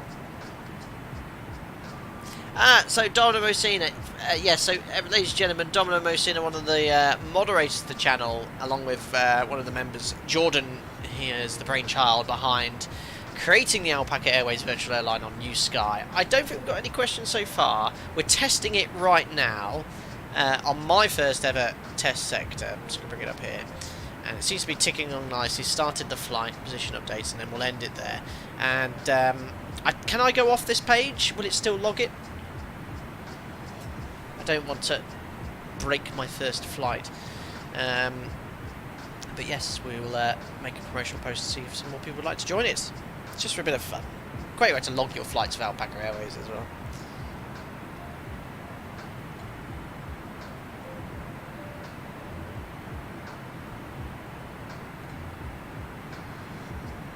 Mark, is there any sim and VATSIM training in Discord? Could you, with some help before I attempt the first group flight? Oh, Mark, ask away in Discord, and I'd recommend trying. Got the group flight on Saturday, remember? Join it, do some flights offline, and then maybe you can even practice online without the group flights if there's any ATC. You just got to jump in the deep end and do it.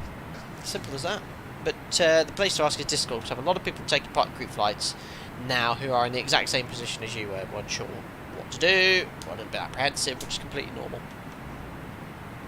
Exactly as Domino Mosina suggested, go to the VATSIM channel. Domino saying, yes you can, it's working in the background still. Okay, let's have a look. So there we are, this is the existing flight. Oh look, will I get penalised because I left late? 15 minutes late.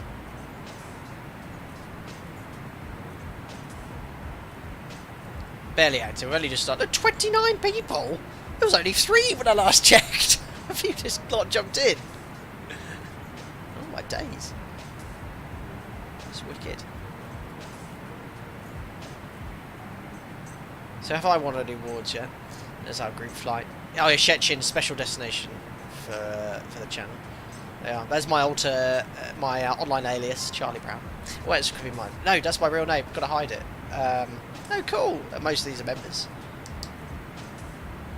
But yeah, come join it, guys, and I'll promote it. And I don't know how any of this works. I think this is the fleet we have, which is added. If you want to download all the Alpaca Airways liveries, I think it's linked here and in the channel as well. Well, Lightspeed, yeah, make sure you respect my privacy then if you do. There we go. It's really cool. Edo, we need to have words with Edo. Look at this score. Jordan, look at this score. I'm going to get my first score here and see what happens. Cool. My real name is Jebediah Sprite. I didn't say that because I was looking at a camera Sprite. The bottom button shows recent and current flights. Oh, very cool. Cheers, this is a lovely name. Let's see what we can see outside. I'm just going to turn the sounds down here because I'm definitely on the exterior volume. Oh, it's still loud. Yeah, it's already pretty sparsely populated down there. It's such a good looking aircraft, isn't it?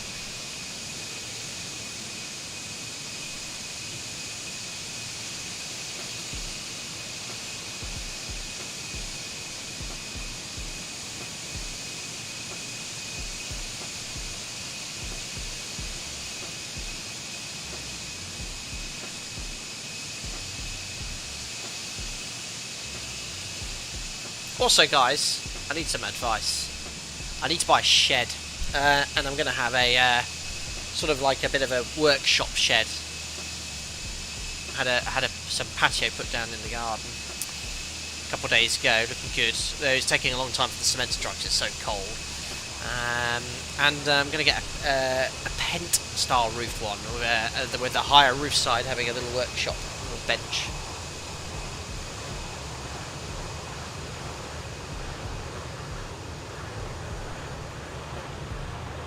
I need to buy a shed. Words never thought I'd hear on a flight deck sim stream. Galley shed. Brilliant. I think I'll best leave this to discuss in Discord. There's definitely signs of man-made activity in this part of the Amazon. Well, much further south than the rainforest here, but fields below and roads and tracks. Oh, 10 out of 10 this time.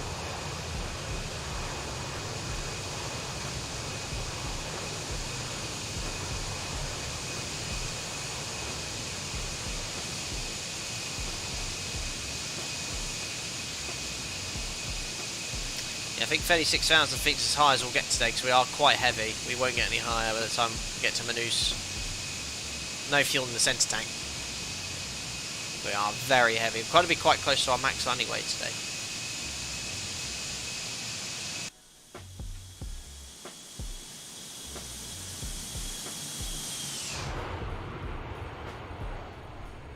Very cool. Shed from Hot Fuzz. No, the shed is out of the bag. Need to discuss here. Robbie has 3 sheds, so you have some catching up to do. Oh, 3! Oh dear. Is this I should buy a shed, the European equivalent of the US? I should buy a boat for our job. A boat? What? I don't know. Possibly. No, just I want something like a 10-foot by 6-foot shed. Very small. In American terms. I wish I'd never mentioned it. No, I don't want a hot tub or the maintenance. Thanks for subscribing there. Tixiac, hope you're doing well. Thanks for popping in.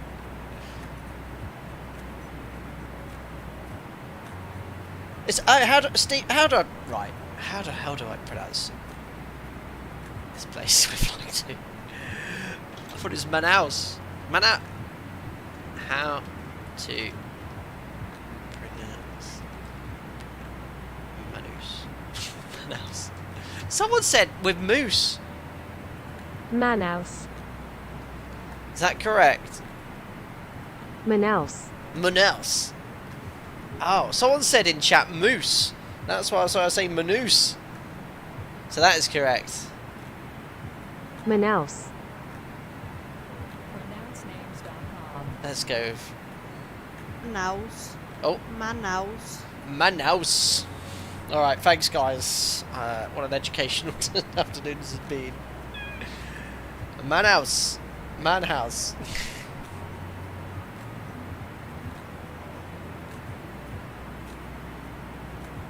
I'm Muro Fucker. How do you calculate top of descent with the Felis? Very good question. Bit of exercise, a bit of mental arithmetic required, and the only mental maths you need to use is the 3 times table. And it's very rough and ready, but it does work. It does work. So let's say the elevation is, for ease of mathematics, 6,000 feet. Okay, in Manaus. The actual elevation is a lot lower, but let's say it's 6,000 feet, and we're currently at 36,000 feet. That means we need to descend 30,000 feet. All right. You simply multiply the altitude you need to lose by 3, just taking the first 2 digits, so 30, times that by 3, and that's 90. So approximately your top of descent is around 90 miles until touchdown. Now you can fine-tune this by adding 1 knot for every 10 knots you need to lose to 200 knots. So we're currently doing 260 knots indicated airspeed, which obviously at this altitude is much higher. The true airspeed's 400, 500 knots. And so we need to get to 200. So that's another 5 nautical miles you can add. So that's 95 nautical miles. And then on the approach, or any tailwind, sorry, in descent, for every 10 knots tailwind, you can add another nautical mile. And these are conservative figures to apply to your descent. And then you can just, every 10,000 feet, just check where you are and then adjust your rate of descent accordingly. And it works out very well. We'll use it today. Man moose. That's what I was saying, Ross. 50, 40, 30, 20, 10. Darius, thank you very much for your generosity, sir. Very kind, thank you. Just finished my work. Excellent. Did I miss a lot? Airplane, departures. Well, that's very good. Well done with the emojis there, Microsoft Brian. Thank you very much, Darius. Very generous of you. Just finished your work. No, the departure was okay. The handling was fine. I feel like the rotation was either a tail strike or very close to a tail strike, because it did just go, but rotated at the appropriate speed very slowly. And then my DME arc wasn't the best, because I was trying to do the job of, well, 3 people. First officer, captain, PF, and engineer, and flying a DME arc which was quite close to the beacon. It was only 11 miles away. So yeah, it was messy, but it was safe. that's it. Like one of my sim debriefings. Steve, what is the ribbon at the top of the flight information on it? This is from the Fly Live overlay, which is no longer updated by the developer. It uses in Explain XP UI PC to get data from the simulator to provide this flight information.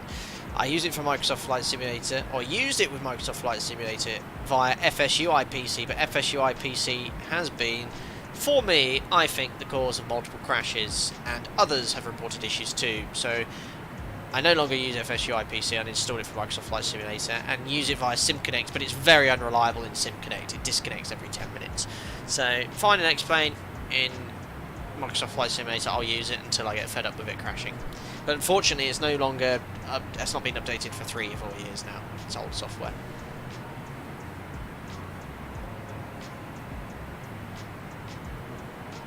Oh, Agatha, if you actually had a tail strike, Newscar will let you know. The reason is why I think I had a tail strike. I heard that noise, the over rotation noise. So I don't know if that's a tail strike or what. Just during the rotation. Jamming can't you get an overlay via Volanta? Probably, but I don't use Volanta, and I'm not a fan of running multiple things on the background in my PC. And now I've got New Sky, which I should think I'll be using moving forwards. Having another thing running in the background, that probably would be an issue. Oh crikey, Sean! Oh my days, I've melted the nacelles. I blame Jim. Thanks, Sean. Well done for spotting it. You win today's prize, which is congratulations.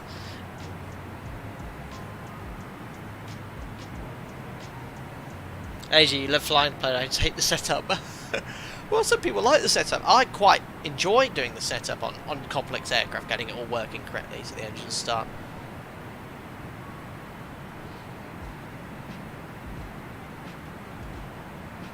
Hi Tim Fraser, hope you're doing well. Thank you very much for popping in. Happy New Year to you.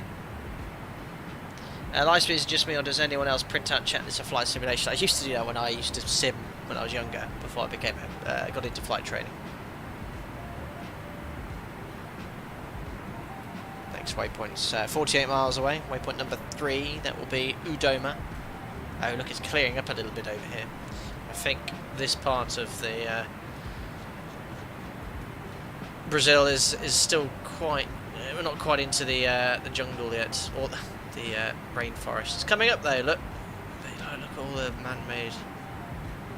That's it. It's just this area here, isn't it? We're flying into. I mean, Manaus. Oh, sorry. No, Manaus. Correct. Yeah, Manaus. It's right in the middle, isn't it? If you look outside here. Still a lot of farmland, or certainly areas of farmland around here.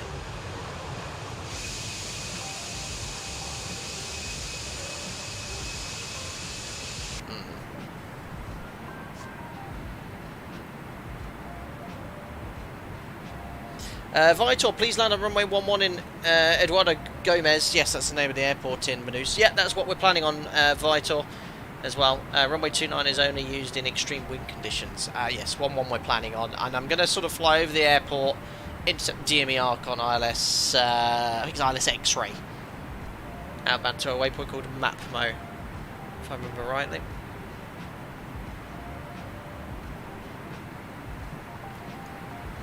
But once you're in the cruise, the workload does lower considerably. We're burning fuel just from the main tanks today. No fuel in the centre tank. If this was on, we'd be using fuel from the centre tank until is equal to the total of the wing tanks, and then you turn off something. I've got the notes from when we did some of the longer flights in the field. I think the longest flight we've done is 5 hours, and we did have fuel in the centre tank for that. Not very heavy. But otherwise, yeah, it's ticking along nicely. Pressure's in the green, all temperature, all in the green. We've got sufficient quantity. Into the engine. Electrical panel was all looking good. Battery's not discharging, air conditioning and pressurisation. Temperature of the bleed air, the ducts. Cabin altitude 6,500 feet. Just need to set the landing QNH and we'll get a bit closer. What?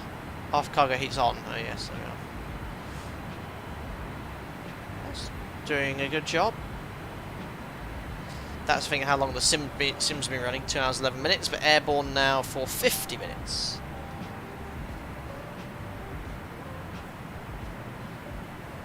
Live stream, what's Jim's last name secret? AJ Fern, I just need to speed up my procedure, it takes me a good 45 minutes plus. Right, it took me around 35-40 minutes. It's a lot to do in this aircraft. Hello, Top of Kate's Cats. You can do a sector from Bangkok, Don Muang to Louis. There's a low pass over a mountain on departure out from how it's pronounced, I don't know. Louis. Ah. Yeah, we've done many flights in Thailand. We've done a domestic sector once, didn't we? Was it to Phuket? I can't remember. Listen, account, if you'd like a cabin announcement, try setting a cabin temperature to maximum high or low and wait a few minutes. Okay.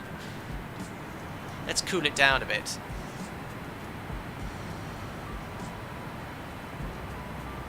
Oh yeah, look at the duct temperature's dropping. Will that upset? So this is the temperature of the zones, look. God, that's dropping really quickly. If the actual zone temperature dropped that quickly, I'd be like, what? It all works, that's quite good. So interesting, there's okay, 4 zones and then the upper deck, so 5 zones in total. We have 3 zones in the NG. Concab forward and aft. Concab's the cockpit, forward and aft. 5 zones. That's really cool though. See, this is the temperature in the compartment, so actually what it is. Let's see if they cool up.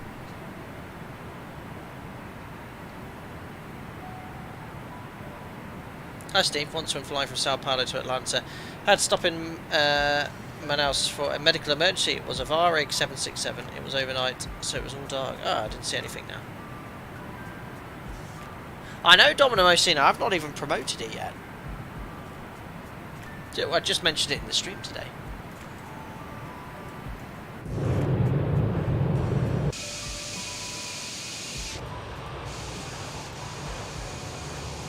Here comes the Amazon.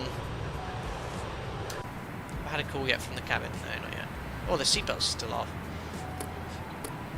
Oh. Turn off the fasten seatbelt sign. However, we always recommend to keep your seatbelt fastened while you're seated. In a few moments, the flight attendants will be passing around the cabin to offer you hot or cold drinks, as well as a light meal. Alcoholic drinks are also available at a nominal charge. Now, sit back I have to charge you for the booze. Thank you.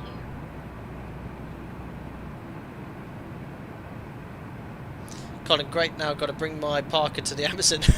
Yes, it's not what you'd expect on your suitcase going to the Amazon. Stefan, what's this about a virtual airline? Do I dare add another one to my roster? Come on, Alpha Echo Airways, absolutely, absolutely. You need to join on in. Hi Mavericks, doing very well, sir. Hope you're doing well, thanks for popping in. Simulates Biolise Live. No free booze. No, Alpaca Airways, premium booze only.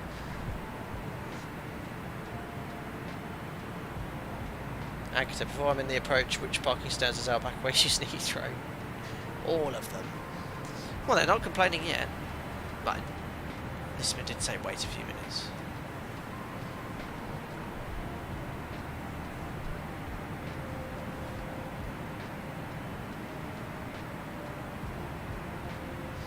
Creature below 2 drinks against us payment outrageous. Yeah, I know. I thought they're usually free on Alpaca Airways. Well, especially in the 70s. Yeah, I should think paying for anything on board was non-existent.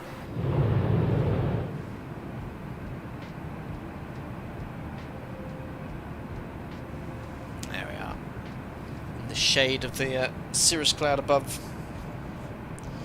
Stefan, you've got Virtual American Airlines, PVA and Virtual United Airlines, and only so many hours in a day.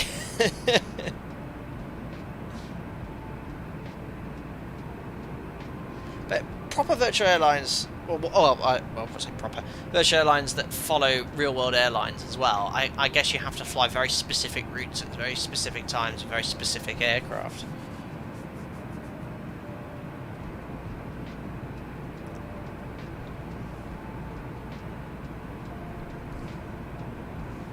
Ground speed at 507 knots. There's not much wind up here. But it's nice to fly in different parts of the world. We're usually in Europe, yeah, you're in Europe 80% of the time. The US sort of 10% of the time, and then the rest of the world, the remaining 10% of the time, just picking and choosing. But we've done a members group flight in Brazil. We've done the odd sector here and there, but I've not done a domestic sort of South American sector for a very long time. Have they complained yet? Not yet. What's the temperature? The thing is, calling it right down is going to add a lot of workload to the packs. I think it's sort of stabilised. I'm zoomed right in on that arrow. Just a minute, it's sort of stopped, look. I've zoomed in, look, there's the arrow. Super zoomed in. Oh wait, no, it's still dropping a tiny bit. Tiny bit.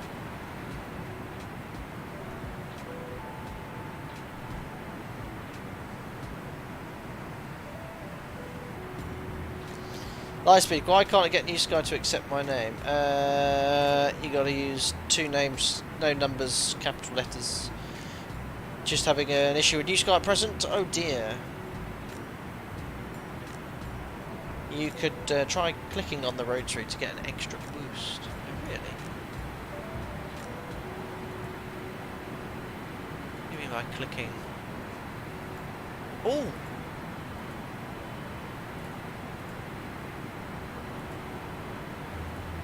No, I can't. I can only get cool. I don't know how to get to second cool mode. No, I can only turn it off, which I don't want to do. You can see, look, it's fully cool. I can go the other end of the spectrum and cook them. There you are, look, these are the trim air modulating valves, I should think. We've got indications here. So trim air will bypass bleed air. This is talking about the 737. It'll bypass bleed air through the pack to control the cabin temperature. So now I put them to fully warm. And then as it gets warmer, the hotter air will come in. And now this is actually decreasing the load on the packs now.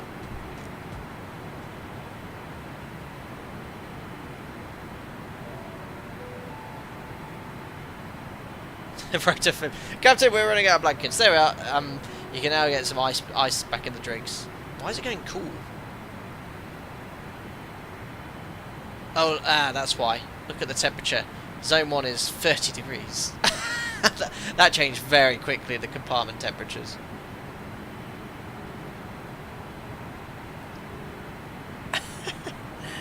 See what it says. Warmer if you open the door at this point. Oh, no. Oh, I've got a call. Let's hear what they say. Let's see. I've not heard this. Front cabin is too hot. Oh. Middle cabin is too hot. Here she comes. After cabin is too hot. Ah, very good. Oh, they like it cold then, don't they, the crew? The crew work better when it's cold, so noted. So if they annoy me, I could just move it to full hot. Very, very good list of it. I didn't know that was a thing. 3 packs as well. Very cool. I'll put it back towards it. Brilliant. Right, guys, I'm just going to take a quick break. What is it now? It's almost 5 o'clock. I'll be back in about 5 minutes or so. And here comes the Amazon straight ahead. Look, we're just approaching the south part. So when we get back, we'll be entering the rainforest. If you enjoyed the stream, don't forget to smash the thumbs up button. It helps the channel out a lot. And I'll be back in about just over 5 minutes. Cheers, guys.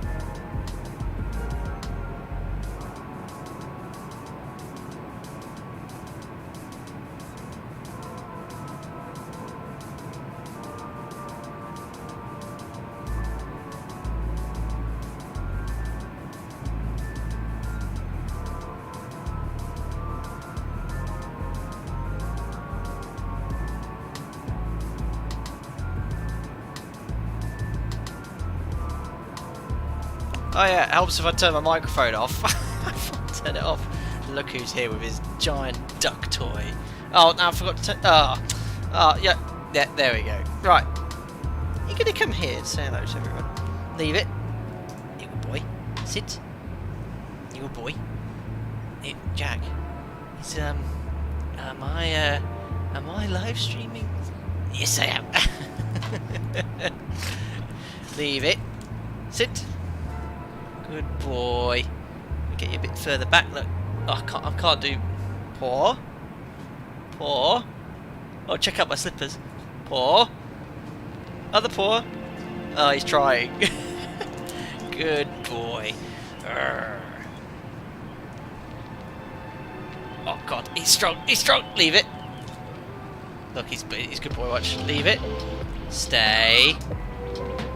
Stay. Stay. Stay. Got it. Good boy. Go on then. Downstairs. Downstairs. Bye. What the hell? What the hell are we listening to on here, by the way? Oh dear. I'll turn this down. Turn off. I will be right back. Yeah, I was talking for about 2 minutes without. Oh, he's come back. He has come back. No, he wants to play now. Oh, bye then. Jack, come here. Come here. What is it? Come. What's this? Hello. You got your waggy tail. You got your waggy tail, haven't you? Good boy, Jack. Do you love your daddy? Leave it. Sit. Good boy. You could put your whole hand in his mouth and he would never do anything mean. What's this then? He's a bit camera shy today. Good boy. Go on then. There you go. Right, I best do some work. Is this Microsoft Flight Simulator? Said that dude. No, this is Explain 12. Just reset the yoke cam here. Oh crikey, I think sometimes I put the camera in the wrong position. Let's try that. There we go. Twist it a bit like that. There we go. Back in business. Almost halfway, and look down below. It is the Amazon rainforest. It's very dark actually. I think it's because there's a lot of high altitude cloud, but yeah, that is just. If I stop the camera there for a second, zoom in between the chemtrails. This is ortho, don't forget. It's just forest, and it's crazy how dense it is.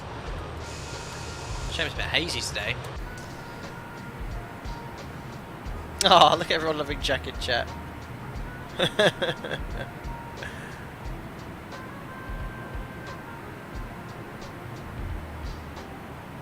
Very nice. Pangolin in Flight Sim is actually running a beta of Dog Simulator 2024. Brilliant. Best first officers in Ibero Factor. Waggy's tail exactly like the Flight Factor 7.5. Yes, it does have a bit of a waggy rudder, doesn't it, that one? Brilliant.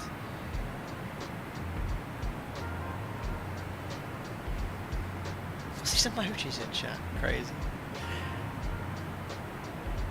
Alright, let's do a little time and fuel check.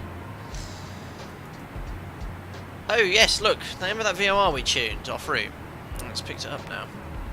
So, someone mentioned this is a military base, so let's just go off to high altitude. So this VOR here, Charlie Bravo Oscar. 50, oh, thank 40, you very much, Darius. Very 30, kind of you, sir. Thank you. 20, What's 10. over there?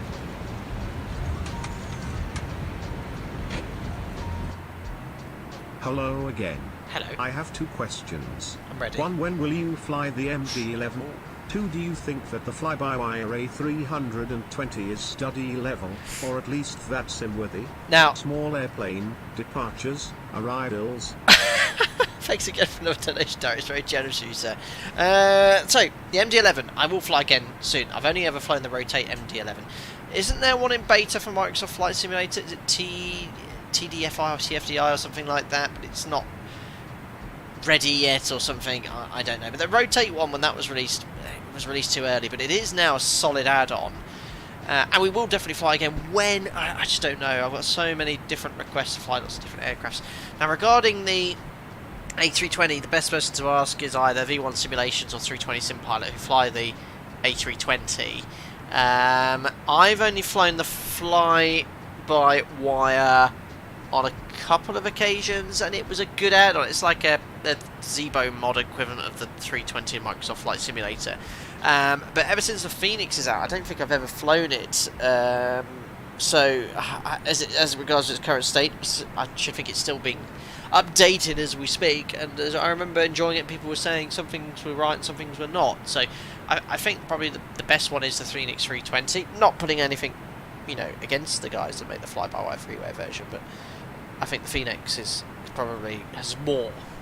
But I'm not the person to ask really. Oh yeah, I forgot. 320 Sim Pilot's now 7.8. He's on the 7.8, isn't he? Yeah, I was only V1 then.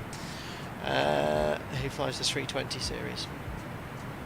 But thanks for your donation. Sorry I couldn't really answer that question in detail, but go ahead over and ask V1. That's what I'd recommend.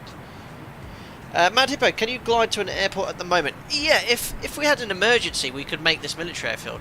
Yeah, no problem. 60 miles away, we could do it in orbit. So yeah, we could get it on the ground here.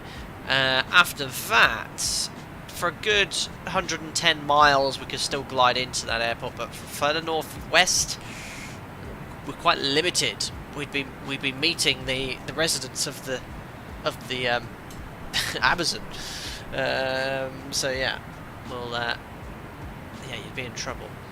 But that's where we'd go to, off to the left there. And you can see the VOR down here, tuned, pointing towards there. But that is a very remote military base, isn't it? Yeah, if I zoom out slightly, so I can get a bit closer to the ground. Yeah, there. Oh, I'm in the Amazon. So I just hold my position there. There you go. Look at it below. That is what we're flying over right now. How does it look like in Microsoft Flight Simulator, I wonder? It's just complete, just dense Amazon for hundreds of miles either side. Yeah, the X-Plane camera system is fantastic. It, the default one's a flyby view. That's what Microsoft Flight Sim really needs. You've got your normal pan view, which Microsoft Flight Simulator has. You've got your tower view. You've got your different ones around the aircraft as well, and then you've got your free camera. And the free camera is so easy to use. You can put it wherever you want, but also from your aircraft, you can zoom out as far as you want to as well. Like you can zoom out until you've got the entire planet in view. It's crazy how powerful it is, and it doesn't sputter or. You can zoom right on into the cabin if you wish to. So yeah, it's very easy to use. V1 uses fly-by-wire, so should get the job done. Yeah, I think there's nothing wrong with fly-by-wire. Definitely give it a try, Darius. That's for sure. Stefan, Microsoft Flight Sim Ortho in South America leaves a lot to be desired. Yeah, I mean, I think it's improved. The Bing maps I've always used as a source, and the Bing maps are really good now. Compared to sort of 4 or 5 years ago.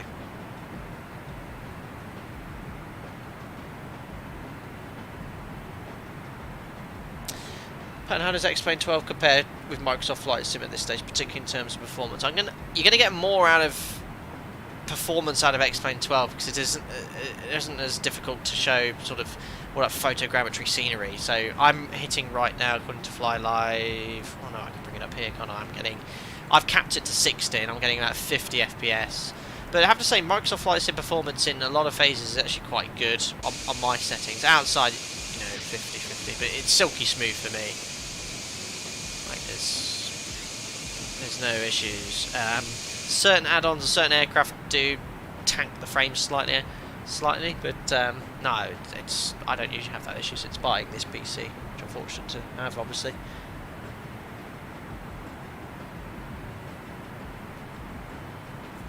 But yeah, can't really have a good view of the Amazon today because it's just a bit hazy up here or hazy down there. It's just you can sort of zoom in a bit. But otherwise, yeah, the best way I can view it is on that external view, zooming out, getting right into the forest itself.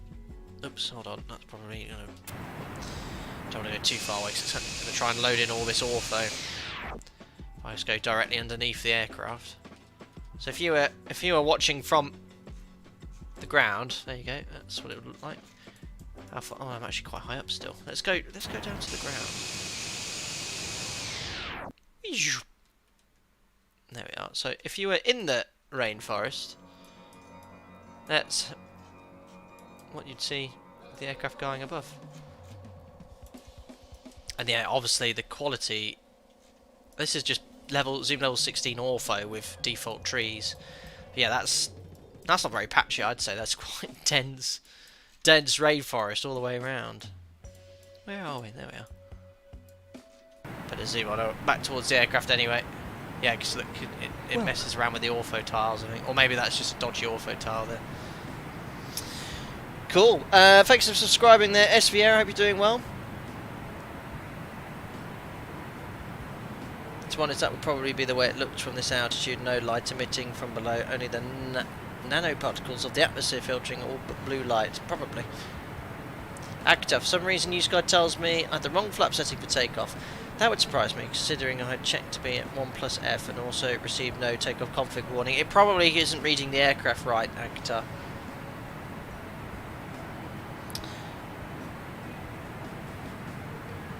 Victor, I always get 30 FPS max with the Z button level up. Ah, yeah, you probably need to either turn down your settings or might need a bigger graphics card or something.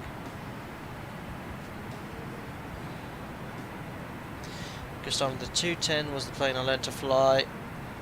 Low engine RPM to extend the range over the green ocean. Oof. Yeah, I wouldn't feel comfortable flying single engine piston over some of these large areas. I mean, yeah, you can see, well, I think there's some odd, dodgy photo scenery there, but let's look at the satellite image. It's definitely a sign of human activity off to the left there. Yeah, look, definitely. It's those fields there. But that's sort of closer to a settlement, isn't it? With this military base, and there's a road going there as well. This area to sort of west of Manaus is very dense rainforest. Very cool. Right, how are we getting along here? So airborne now for an hour 20. We're about an hour left to the flight. Starting our descent in around 25 to 30 minutes. We'll tune up the VOR for Manaus soon.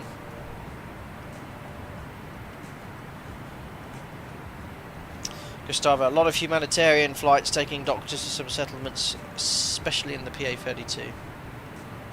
Is that Seminole? What's the PA-32? I always have to look that up. 34 was the Seneca, wasn't it? PA-32. Cherokee 6. Oh, single engine. Oh. I didn't realise the Cherokee was the PA-32, but it was the PA-28. A PA-28 is a Cherokee. The PA-32 is a Cherokee 6. Is that an extra 2 seats? It's basically a bigger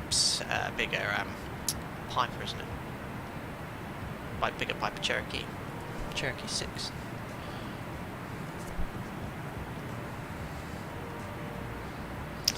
Hi David Lowe, we've always had labs from pups as they are puddled and great with kids. They are amazing. If you put your hand in my lab's mouth, he looks at you and he has no clue what to do, soft as anything. So, oh, damn, very sorry to hear that. Yeah, Jack's got no bad bone in him. He's just right. So if someone's outside at night or rusting out, he'll bark. But, oh yeah, if he was to actually get into the house, yeah, you'd try to disable him with licks. So, yeah, he's soft as anything. You can put his exactly same. Put your hand in his mouth. He's like, "What are you doing?" He won't bite or anything. Yeah, I've never seen him snap. Or we did once at a dog that was really having a go at him, and he did sort of bark back, but that was it. That was years ago.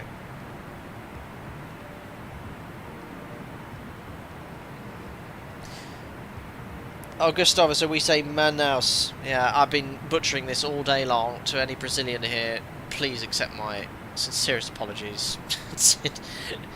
Be butchering the city's name. You're on the PA34 as an FO, so you're on the Seneca. Seneca 2 is where I did my IR and Gustavo, old school.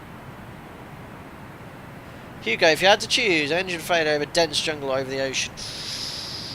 Ooh, that's hard. And when I say dense, when you say dense jungle, you mean you land hundreds of miles away from the nearest source of settlement. That's tough. I'd probably go with ocean, as long as I can get my Mayday calls out, position reports, because I should think someone will get to you quicker in the ocean. Depends where you are. If it's extremely cold in the ocean, there's too many variables. Yes, like right now. Oh, if it was right now, I'd do a 180 and try and land on that military base. But I'd point the plane towards the nearest settlement, or nearest city, which doesn't leave me with many options around here. Well, if we were to the north, we've got this Sierra Juliet November Papa. We'd head there and land on this this 1,200 meter runway, which you'd struggle with in a 200. In an 800, if you slammed the brakes on max manual brake and it was dry, you could stop in that distance. But yes, I don't think there's probably many hospitals. But that's probably the best chance of survival, would be to head there, which has what did feet? No charts, no procedures. What's the weather like there? No meta. It's a little strip, isn't it? But no, I'd rather go here because it's a military airport. Longer runway, look. Yeah, 8,000 feet runway. ILS available. We've got a meta there. It's a nice day. We'd be doing a 180 heading to Gondela de Nord. Military airport, which someone mentioned in chat.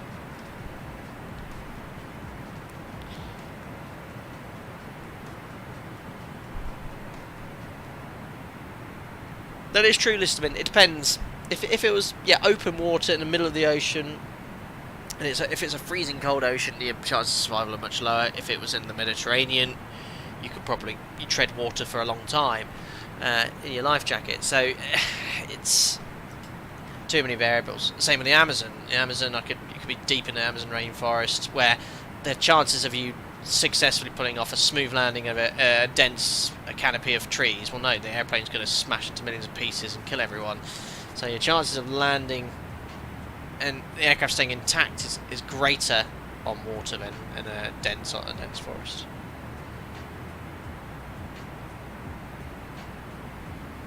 Yeah, also, of course, malaria, all the nasty stuff that lives in the Amazon as well.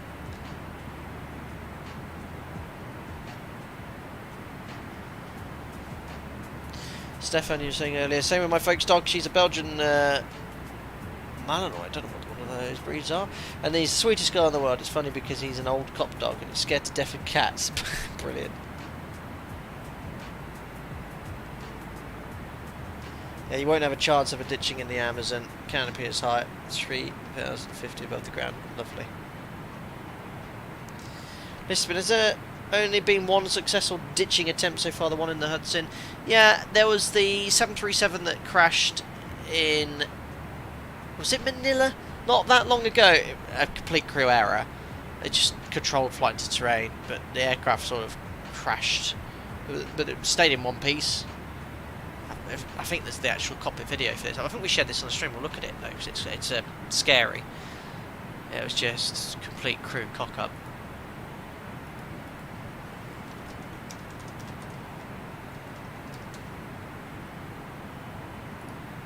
Found it. Have a look at this video. This is awful. This video. They survived, but yeah. You're thinking what the crew were thinking. It's just you don't know. Right. Have a look at this. Let me just share the screen. Watch this. So 737 NG landing in New Guinea. Autopilot's engaged. IMC disconnects the autopilot, which is never a good idea in IMC. You want to be pretty much seeing the runway. Why are you doing that? Flying manually. Approaching minimums. Starts reading. Minimums. Can't see anything. Carries on. Well, that's a big no-no. Sink rate. Sink rate. Sink rate.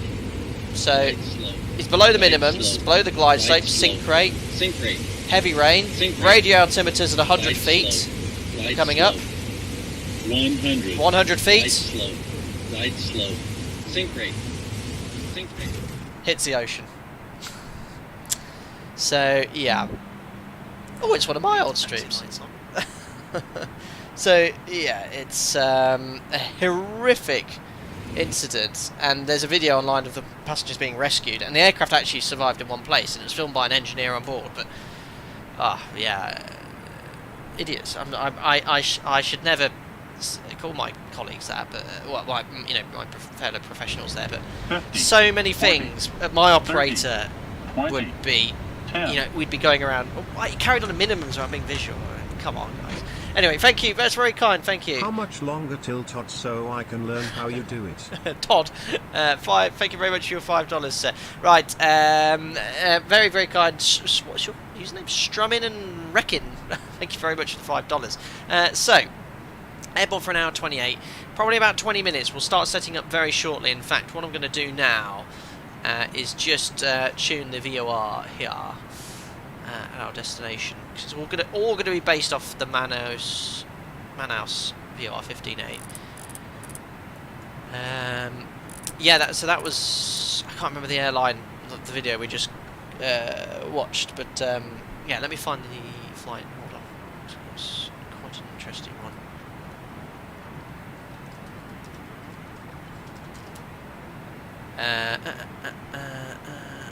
No, that was the.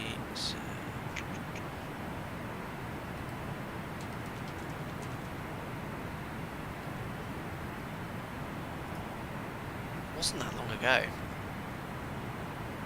Papua New Guinea, Air Niugini in 2090, but I think they were rescued by. Oh, play ad. I'll just get this ad through here. I don't know if there were any fatalities. But yes, we'll descend. Start planning descent very shortly. So much. I'll just have a look at this video. It's wanting me to play adverts. There we are. Sorry about the quality of this. I don't think it's very good.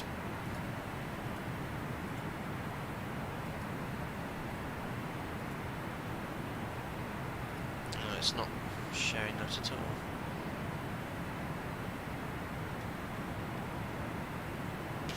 Why is it?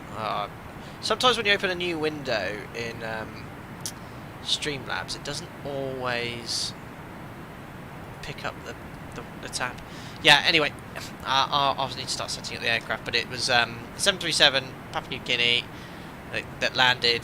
They went to IMC, heavy rain, carried on below minimums, ignored the radio call-outs, ignored the EGPWS call-outs, and just landed in the ocean. But yeah, it's a scary one. Right. Anyway, back to our flight. See, INS has drifted us off slightly, but it's less than a mile, that drift, so it's all fine. Currently routing inbound to waypoint Nemel. We're literally about to switch over. Well, I think it already has. Look, so the next waypoint we're inbound to now is Mamgi, which is where we're going to start our descent. So 32 minutes still. Yeah, okay. It's probably actually a little bit, around 20 to 30 minutes to go. While they're filming it, was just an engineer there, Bill Padley, just on the jump seat, wanted to film it, and he's an engineer, he won't know or know how to react. So yeah. So top of descent, as we discussed earlier. What is the actual elevation of Manaus? It's open airport, approach. Information. I want charts. There we are. So I'm going to apply ILS X-ray. Elevation here is 250. Let's call it sea level for intensive purposes. We're at 36,000 feet. Now, what we're going to do today, the stars, unfortunately, are all RNAV based, and because I'm using INS, it's BRNAV 10, I think it's called. It doesn't meet RNAV 1 capability, so unless you get different equipment, we can't actually fly any of these arrivals. So what we're going to do is a modified procedural approach. We're going to fly this airway. We're going to ignore the stars, and we're going to fly this airway, the Upper Zulu 9, all the way to the VOR, which is directly overhead the airport. And we're going to aim to self-position. And what we're going to do, we're going to fly outbound from the VOR in the same sort of track we'll be going. We're going to intercept the missed approach course, okay? And what we're going to do is sort of self-position onto this ILS, get onto the DME our own way via MapMo. And you can self-position without radar control, so long as you maintain the MSA until you're established on the final approach track. So the MSA is really low, it's 2,000 feet. So we can do whatever you want within 25 miles, as long as you stay above 2,000 feet. And we're gonna go to Manaus VOR, outbound, descend to MapMo. The whole procedure's at 2,000 feet.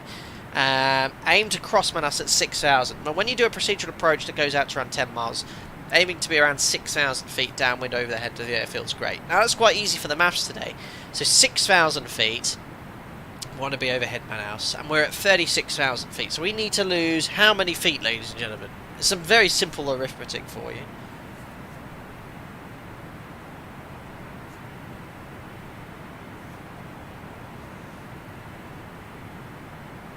Chat is thinking. Exactly, Brian. Very simply, 30,000 feet. We need to lose 30,000 feet. Descend 90 miles now. Lucas, you've worked it out. And that is the very rough mental arithmetic. It works really well. We're obviously very fortunate in this day and age with Airbus 320s, NGs, and all the modern wide-body jets. VNAV calculates all this for you. You select VNAV in the MCP and let it do its thing. Now, this works quite well. And you'll see today, 90 miles from Manaus will commence our descent. Simple as that. You could really complicate it with some fancy cosines. You might get some pilots to go, oh, multiply the cosine with trigonometry. No, just do 3 times table. That's all you need to know. And you can get quite clever with it. But add a mile for every 10 knots tailwind. Add a mile for every not 10 knots we need to descend. Oh yeah, that's another thing. Yeah. So we're going to do probably 280 knots in the descent. We need to reduce to 200. So we need to add another 8 miles to slow down to the upspeed. Well, the upspeed's actually a bit higher in the jumbo is about 220. So 280 to 220. We'll add another 6 miles. So about 96 miles from top of descent. We'll start descending. Sorry, I just look at the view here. The ortho looks quite good. I know Microsoft Flight Simulator is definitely prettier, but there is the Amazon below. It's the best view. It's actually a bit of human activity there.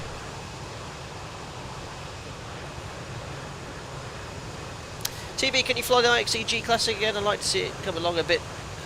If it's come along a bit, and I quite like the 80s being Boeing cockpits. Yeah, I'll see if it's been updated. It's a bit of a pain to install with all this gizmo plugins and whatnot, but we'll definitely look at it. We'll do a fuel check at ESMA. Regarding the rest of the approach then, I could set up what I can. We'll do the performance as well. So ILS 1103, again, I don't want to tune that just yet, but we'll tune the VOR 15.8 on box 1 and 2, so that's both active. Here's the chart, sorry. The course, I don't even want to set these yet, so the first course will be 317 outbound. Actually, no, sorry, flying inbound on the airway first, so that course is 313. So just check it here. So it's 133 outbound, so that's 313 inbound. So we're going to set 313 initially, then outbound intercept the missed approach course 317. So I'll have 313 my side, Jim can have 317. So when the VOR comes alive, we'll ident it, make sure it's the correct one.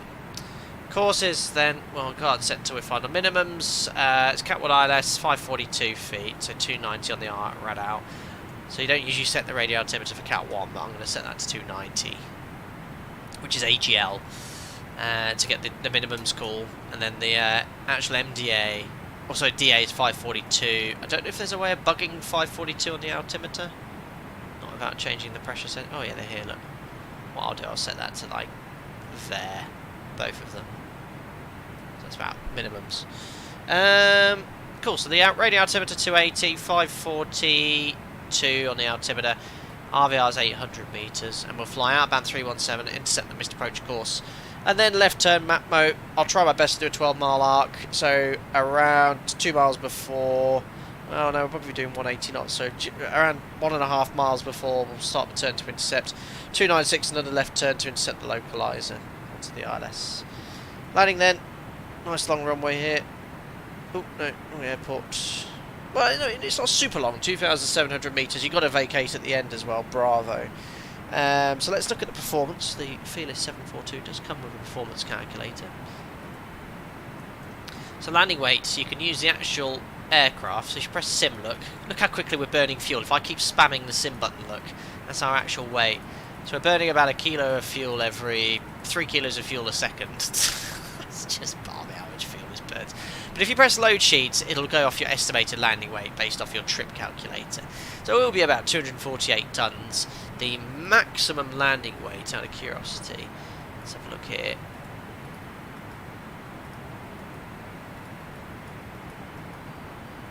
Is 245. Ah? Well, that's not. I hope. No, sorry. Maximum weight is 285. Yes, we're fine. We're about 40 tons below. So, yeah, we saved a bit of fuel. So put that in. Runway length then 2,800. Elevation is about. What is it? 200 feet. 250 feet. So we'll set 300 to be conservative. Runway heading is 1. The wind, let's just get the latest weather conditions. 0306. If you press read from sim, it takes your current wind right now, I think, unfortunately. 0306. And the pressure is 1013. There we go. So, this is the actual speed, so cleans 238 knots, so set bugs, again. You press this and watch it will move all the bugs on the ASI for you, so set bugs, whoop, there you go. I think if you click it, it changes it again. So flap 30, 143, your final fly speed will be 148. Water brake minimum's not enough, 2670. I think that's well, no, it is enough, but you're approaching the maximum range. Medium's too much. So, you know what, I'm going to go minimum. 2670. Ooh, just 2,700. No, we best go medium, I think, and then I can take the brakes out. And that's 2,000 meters. We'll use max reverse thrust. So I want to brake to medium, and we're all good to go. And we just wait for the VR to come active. But yeah, well,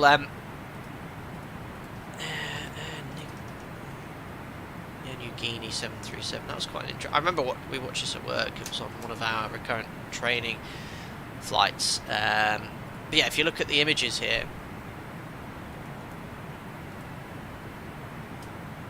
I think I just need to close Chrome, guys. It's just not working with.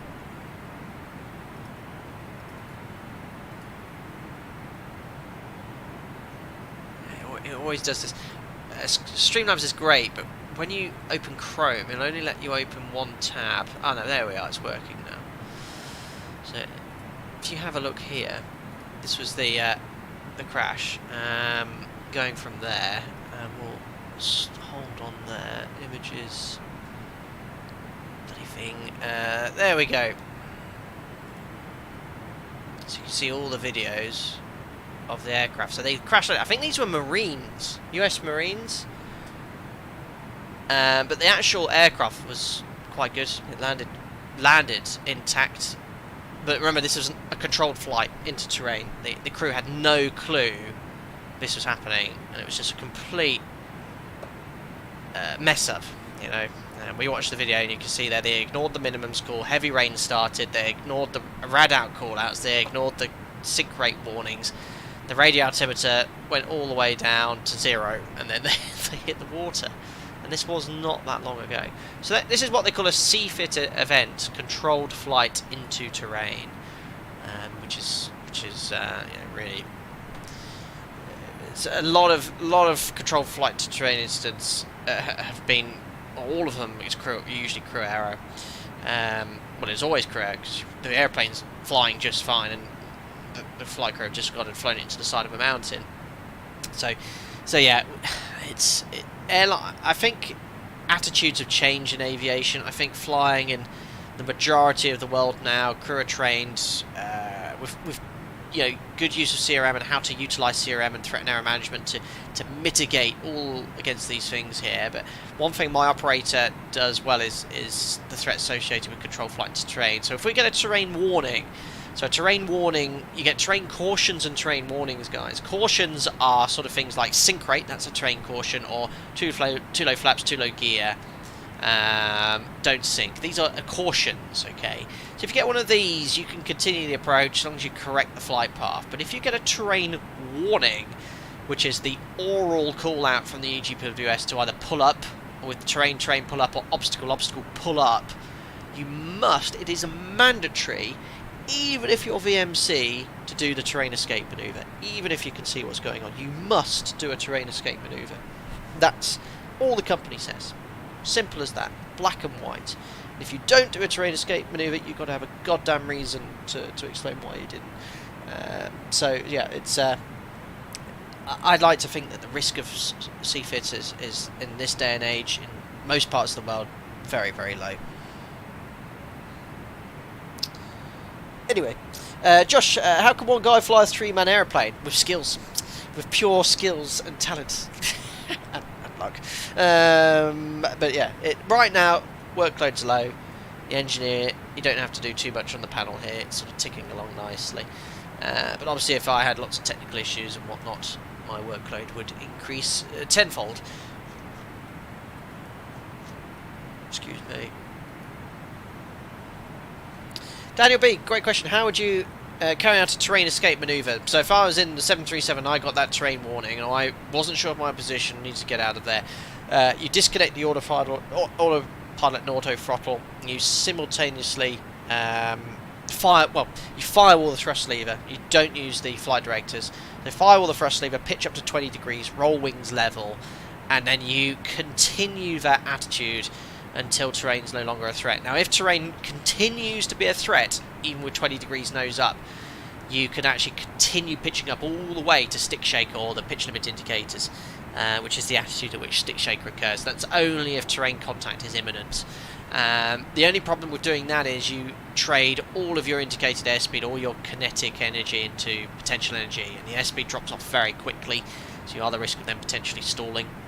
So initially, 20 degrees nose up should be sufficient. If not, pitch up further to PLIs, trade that airspeed for potential energy, and then when you're clear of the terrain, reduce thrust to something sensible, climb up to the MSA, and reassess your situation.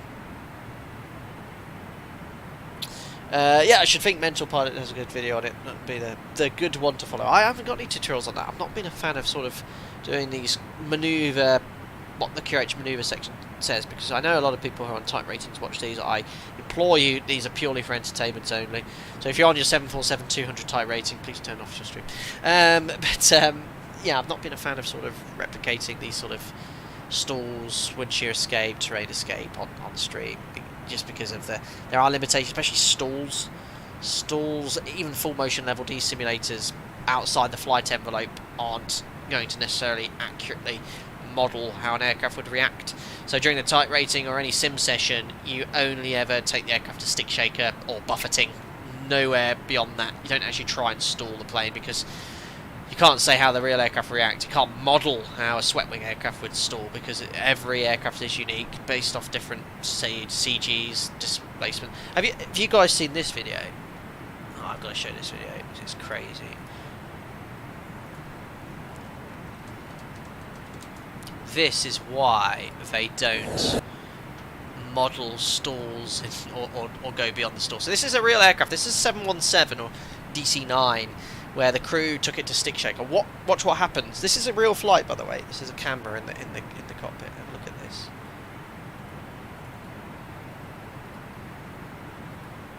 Oh great, it's doing its thing again, where it cannot open the window. So just bear with me whilst I open Chrome in another window again. There we are. It's detecting it.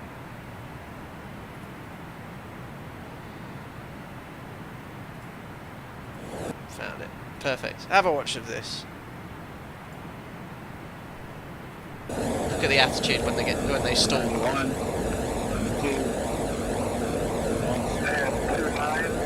This is from the flight data recorder.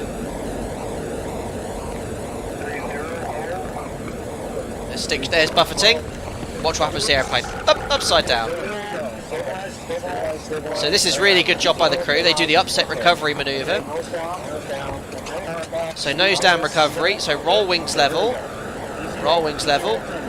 and then pitch up. This is actually a good recovery here from the upset recovery. Pitch up nice and smoothly. Overspeed.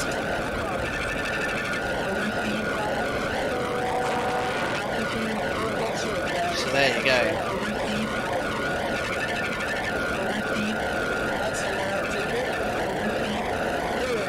So yeah, I think that was some. Excuse me. I think that was some sort of test flight they were doing, or something. And yeah, just the plane flipped upside down as soon as it stalled. Good, stall recovery was done first, then the upset recovery with nose low, wings level. Once your wings level, pitch up from the dive. Nose high, lower the nose, roll the plane if you can't get the nose to come down. So yeah, well recovered. But, that's why we don't take level Ds beyond stick shaker, because swept wing aircraft, T-tails, no, they're unpredictable. No, there were no passengers. It was a test flight, Daniel. Yeah, steady, incredible how calm they remained, well recovered. Yeah, very good upset recovery. Upset recovery is a huge element of flight training now, especially since Air France 447.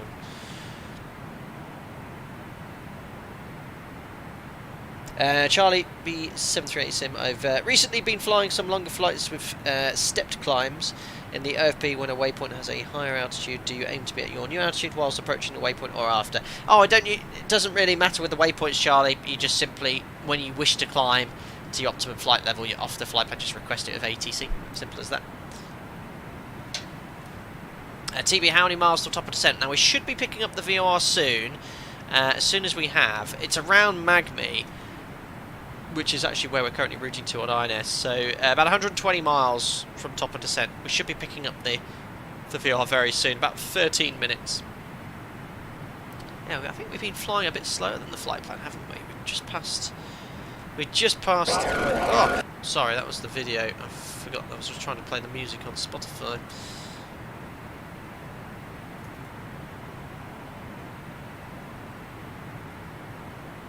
There we are. Hopefully that should play now. There we go. Just check at Esmar. We passed Esmar about 3 minutes ago. So an hour 41, an hour 50. Yeah, we're flying a bit slow today. We're doing decimal 85. We're around 9 minutes off the flight plan. Where's the ground speed? Ground speed should be 514 knots. Actually going faster. Maybe it was just that departure. Took a bit longer. I think maybe the flight plan, yeah. We did for top of climb cruise check. We're about 3 or 4 minutes behind, but we probably lost another 3 or 4 minutes as well. Hugo, any logic behind the flight numbers?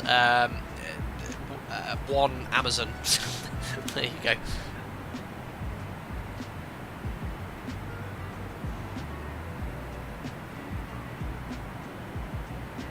Here you go. Reminds me of how the Diamond DA20 Katana flips whilst entering spin. Nasty. There we are. DME's just come alive. So we've just picked up the Manaus VOR. That's, remember, located at the airport. That makes our top of sync calculation much easier. We don't have to work backwards from a waypoint. We check the ident as well. So let's zoom on in towards the VOR. And there it is. So 15.8 dash dot. So we can tune in nav 1 and listen in. Turn up the volume. So that sounded correct to me. Just listen one more time. Dash dot.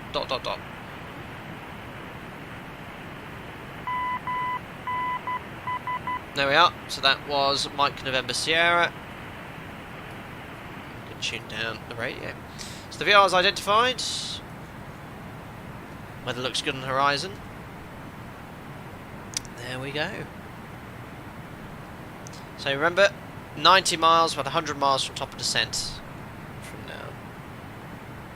Adam Wallace, you're flying Dublin to Amsterdam in FR, that's right now, FR 420. Ooh, good luck. Bob, check out the NASA CID project. It was a controlled impact demonstration. I worked on the project and filmed the video for it. Oh, very interesting. I'll have a look into that. Oh, Rosie, you were about to mention that video. Yeah, it's well known. We showed the UPRT brief. I'll show you. So when I did my interview for TRE and got the job, I used this video in my briefing. Let's find the CRM video. I love this video. This is an old Continental CRM training video. It's guess what? Does anyone want to have a hazard a guess of what their first officer's name was? So I used this video in my TRE interview and applied CRM to it. But hazard a guess. Have a look at this. 200, I think. 101 taxi to position hold. Continental 101 position and hold. He's using a hand mic as well. Before takeoff, checklist. So I'll just get to the bit where they take off. So they're on the takeoff roll now. 100 knots. It's classic.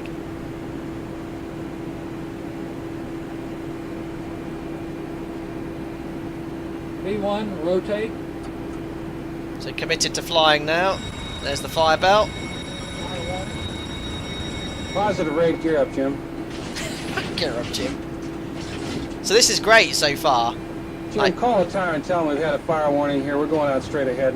Do you think it's a good idea to contact the tower at 100 feet above the ground, telling them to climb straight ahead? With a fire, what's the priority?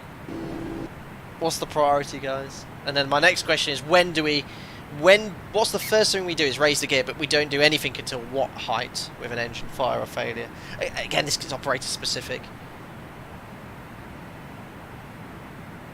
Excellent, Victor, 400 feet, aviate, get rid of the fire. Yeah, well that's actually the priority study is to get the plane airborne. We close the ground.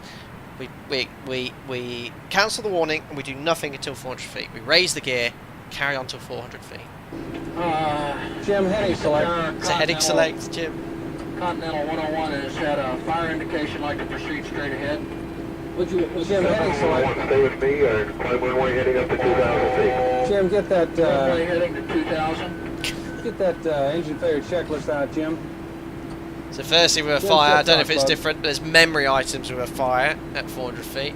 Close the thrust lever, or disconnect all the front thrust lever, close start lever, fire switch. Turn the auto throttles off, will you, Jim? Poor Jim! Jim, can you call the company and tell them that we've lost an engine here and we're going to have to come back? So that's decision-making process done. Flaps up, Jim. We take a long time with that. Take your time, don't rush anything. How's that checklist coming, Jim? Poor Jim! Engine failure, engine fire, severe damage checklist. Would you tell the girls in the back we've lost an engine, Jim? We're going to have to return.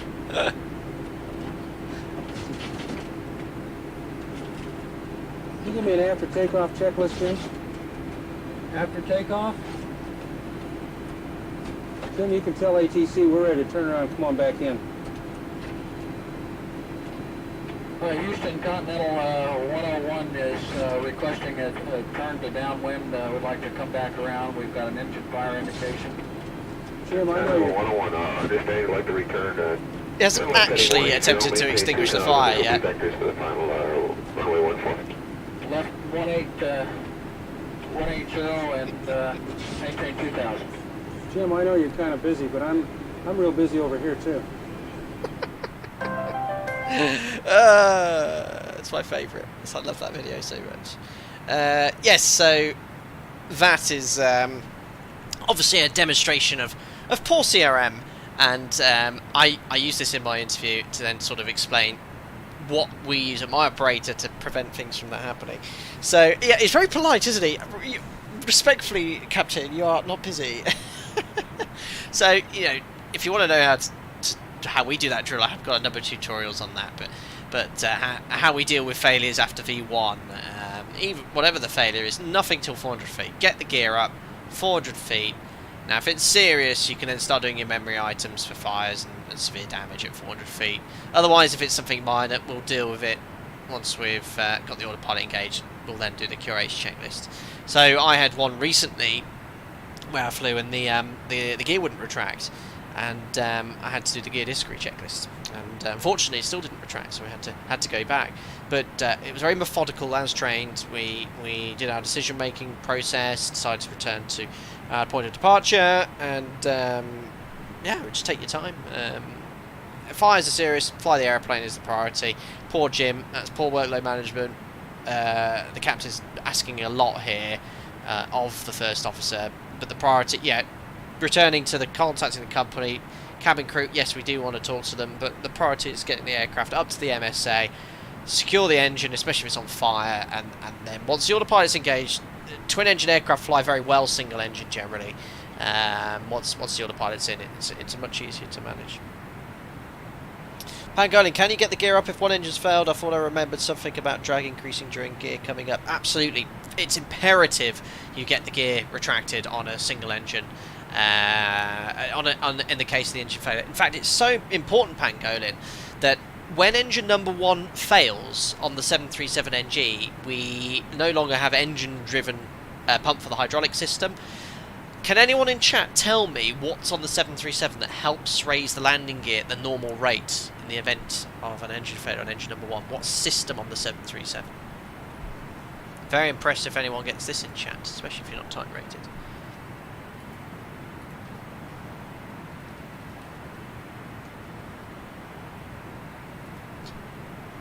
Nope, not a rat, not the APU. No. That's not running. Hand crank. That's not B-17.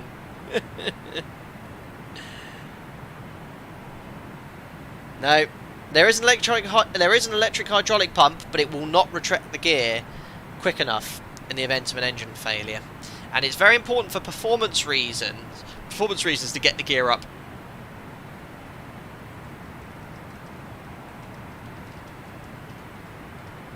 Ooh, I've stumped you here. I've stumped all of you. Well, we don't have any type-rated pilots here, do we? No, dear. Nothing here. Send Jim out. No. It's called the landing gear transfer unit. Okay. The landing gear transfer unit. So after an engine failure, there's different segments of the climb. We have something called the first segment, which is the gear retraction, and that ends when the gear is actually up. So we need to ensure that the gear retracts at the normal rate. And what the landing gear transfer unit does, if you lose engine number 1, you've lost the engine driven pump. Oh, sorry, someone did get it. Who got it? Alex, you got it. LGTU. Excellent. I didn't see it quick enough. Landing gear transfer unit. So if you lose engine number 1, you've lost your engine 1 driven pump. The electric hydraulic pump isn't going to retract the gear at the quick enough for performance reasons. It will retract it, but very slowly. So what the landing gear transfer unit does, it uses system B fluid to retract the gear at the normal rate. So it doesn't move system B hydraulic fluid. It uses system B to power something called a landing gear transfer unit to give the additional volume of hydraulic fluid needed to raise the landing gear. But yeah, it's called the LGTU, landing gear transfer unit. There we are. Adam Wallace, I have no idea about this. Is this in the MAX 2? Yeah, absolutely, it's in the MAX. It's on all. I should think it's on every single 737. But yeah, landing gear transfer unit. I hope you're not flying the plane, Adam. It's often one that if you're not aware of, you can often get stuck in the back of your mind. Anyway, we're approaching top of descent. About 9 miles to go and approaching the Magmi waypoint. And remember, 90 miles plus 6. But yes, landing gear transfer unit only works when you lose engine number 1. So I think airborne, you lose engine number 1, you move the gear up, and then it realises, oh yeah, we need to retract this at the normal rate. But it uses System B, the System B hydraulic fluid to operate the landing gear transfer unit. Everyone's still going on about Jim. Anyway, approaching Magmeet, left turn, 105 miles to go. There's no descent, remember, or star that we can fly, so we'll just go down to a sensible height. The grid Mora here it's really low. Look, 2,200. We go straight down to 3,000, but what we'll do, we'll set something like flight level 80. So out hold, flight level 80.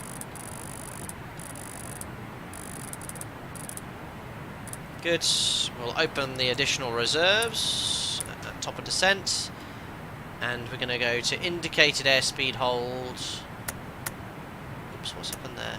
Oh, so that disconnects the auto throttle, which is fine because I want to go all the way to idle now. Top of descent, ladies and gentlemen. So the aircraft's going to pitch to maintain the current indicated airspeed, which is around 280 knots.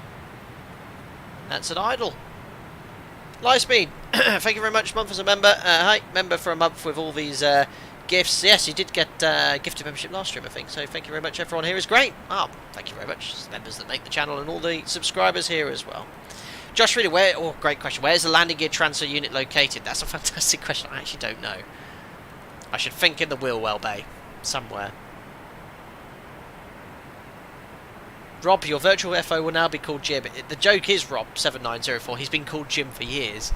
It's just complete coincidence that this video is also called Jim. I don't even know where Jim started from. Excellent. So we'll be overhead 11 minutes, but obviously we're going to slow down as we descend as well. We best rattle off the descent checklist.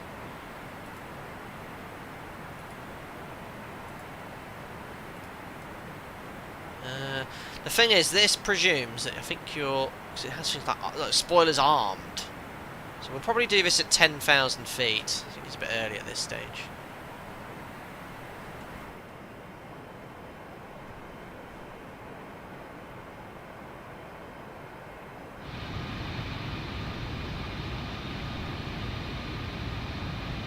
There we go. Yeah, let's actually... You know what? Now someone's asked about the landing gear transfer unit. I'll see where it is.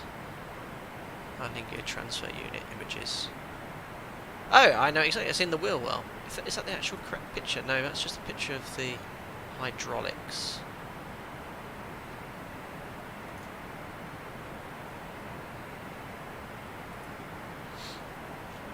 I'm just sending loads of pictures of wheel wells. I just want to see a picture of an LGTU.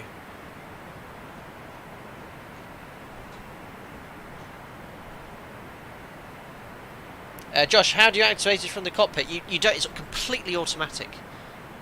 You don't turn on the landing gear transfer unit. When you raise the gear, it uses system A pressure. Okay. Now, if you lose engine number 1, you lose a volume of hydraulic fluid. The engine-driven pump moves a lot more hydraulic fluid than the electric hydraulic pump.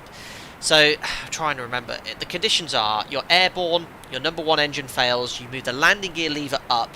And if the gear is not locked, up and locked, it will activate the LGTU. And it uses System B, a volume of hydraulic fluid from System B to operate the LGTU. And that provides the flow required to raise the gear at the normal rate.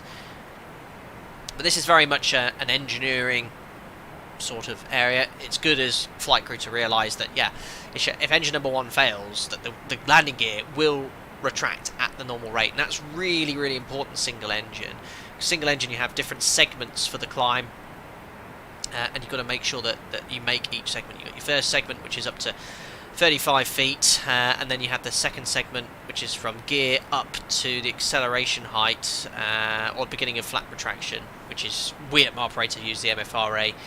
MFRA is from the third segment, retracting the flaps and accelerating the aircraft, and the fourth segment is when you have the flaps up, select max continuous thrust as well. And the climb gradients, I can't remember the gradients, about 1.2-ish% or something as well. So, but we just fly that's what all the performance calculations are for.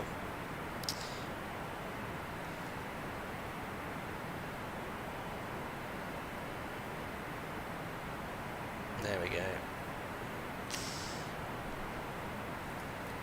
Right, we can do some time and altitude distance cross-checks as well. Now, as we slow down, we might need to continue monitoring our descent. Now, this is where the INS or your ETA becomes very useful. Now, don't forget our ground speed will slowly decrease as we descend with a fixed indicated airspeed. Thank you very much, Larry. 15 months member. How did you get the lines below each data point in Fly Live not to be read? It kept overwriting my attempts in GIMP to paint them blue. Great question, Larry. I didn't do it. I asked a member years ago to do it. I can't remember who it was. And so I said in the Discord, can anyone change this from red to blue? And he said, I'll do it. And about 2 minutes later, it was done. So, yeah, I don't have a clue about this sort of stuff. But thanks for your continued support. Sorry I can't be helped. If you go to Discord and search my comments about Fly Live, you might see who responded. I got a DM, I think. Perfect. Anyway, yeah. 8 minutes to run, so let's call it 9 minutes to be conservative. We're at 24,000 feet. Remember, we want to be at 6,000 feet over the VOR, so that's 18,000 feet to lose in about 9 minutes. So our rate of descent was about 2,000 feet per minute, which is what we're doing, just to show you roughly 3 times height works well. Idle descent, to be fair, yeah, we're quite a big draggy aeroplane. I thought it'd be slightly higher than 2,000 feet per minute. 290 knots at idle, doing 2,000 feet per minute. I thought it would be a little higher an aircraft like this. Anyway, descending past the clouds. There's no ATC at all, I'm afraid. And we can see here the weather is... oh no, what the Met are. Hold on. 0505, 30 degrees. It's very muggy. 1011 for the QNH. So the weather's quite nice. 50 miles to run to the VOR.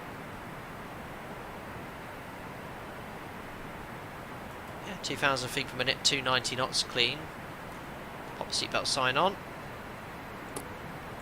And no smoking.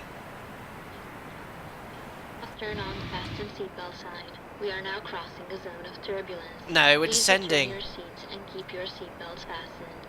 Thank you.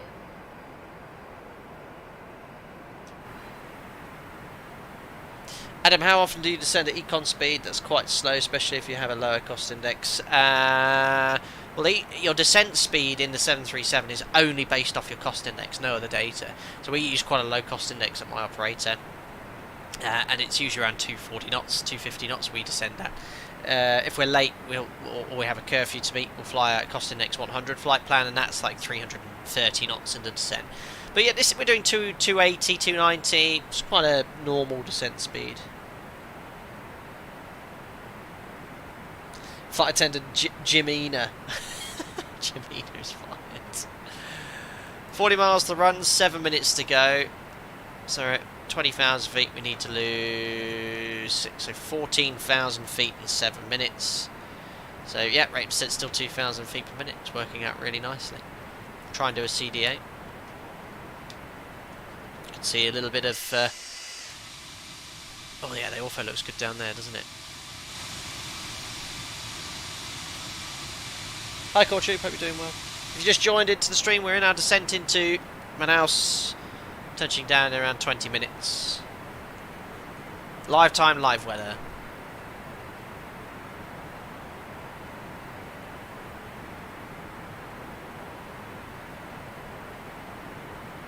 Larry, if you're on Discord, my name appears on here. It's also my Discord name. Ah, Larry, probably helping with the Fly Live overlay. Colin, the last approach had a bit of turbulence with the storms. Oh yeah, in the mod. Yeah, that was. Yeah, I spoke to Zebo afterwards. That's very much explains. If it sees CB or TS, it generates a storm, and if you wander into it, the aircraft becomes almost uncontrollable. Pascal, what if you use only the engine-driven hydraulic pump or hydraulic fluid? In relation to what, Pascal? The gear raising up?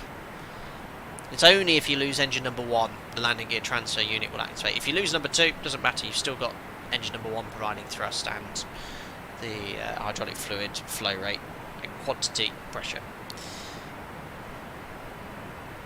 Can't even see it, even the level D. Fail engine 1 or 2, gear just comes up normally. There's no indication that the LGT is activated. Right, anyway, we're going to use conventional navigation now, so I'm just going to roll out to a heading of 300 heading. We'll switch over to radio. It's a little bit off the radial, look. INS loses accuracy over time. Yeah, you can see on Navigraph, look. Even though it's told to go directly to the VOR, so you want to make sure you stay on it. So what we'll do, we'll give ourselves a little intercept heading. As soon as we're on the course, we'll re-engage Vorlock. Mr. Stowhill, thank you very much for your continued support as a member. Hope you're doing very well, sir. Love your logo, very smart. And stay safe, and hope you're enjoying the stream. Oh, Pascal, what if you lose the hydraulics as well? Well, your gear stay down, and if your gear stays down single engine, your well, I won't say the exact word, but the chances of having both an engine failure of engine number 1 and then losing your hydraulic fluid is, you could dream up a million different combinations. It's extremely unlikely, so there isn't a backup system for that. If they had a backup for every, perceived potential issue, an airplane would never get airborne. So yes, there isn't one in that situation.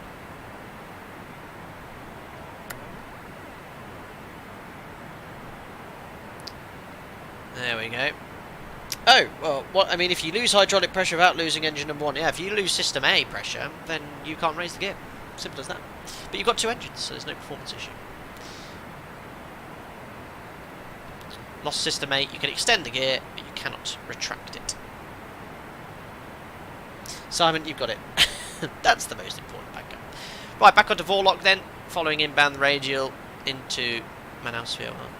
We have 4 minutes to run with 13,000 feet, for 7,000 feet to run in about 4 minutes. We can do about 1,700 feet per minute, but we'll probably start doing 1,000 feet per minute as soon as we get a little bit closer, as long as we do a CDA. And that is the city of Manaus. Manaus in the distance. Temperature outside, 20 degrees. Definitely don't need engine anti-ice.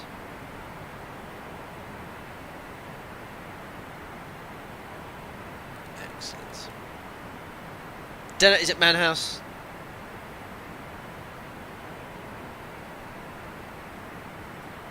We'll start slowing down to 250 knots. The easiest way of doing that is to switch to vertical speed. Bug 250. Just set the vertical speed to about 1,000 feet per minute. Then you can switch this over to speed.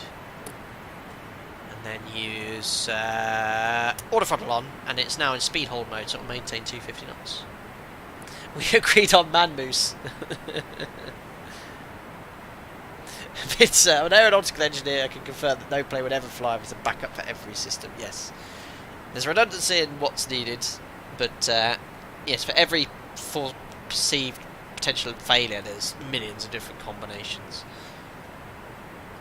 Also in speed with auto throttle, you get this little circle here, so it'll advise you if you're below or above your target speed. So once it's at 250, you'll see this is now slowly going to move to the mid position, and the auto throttle will start adding thrust to maintain 250 knots. We're now going to descend down to 4,000 feet, and the QNH is 1011.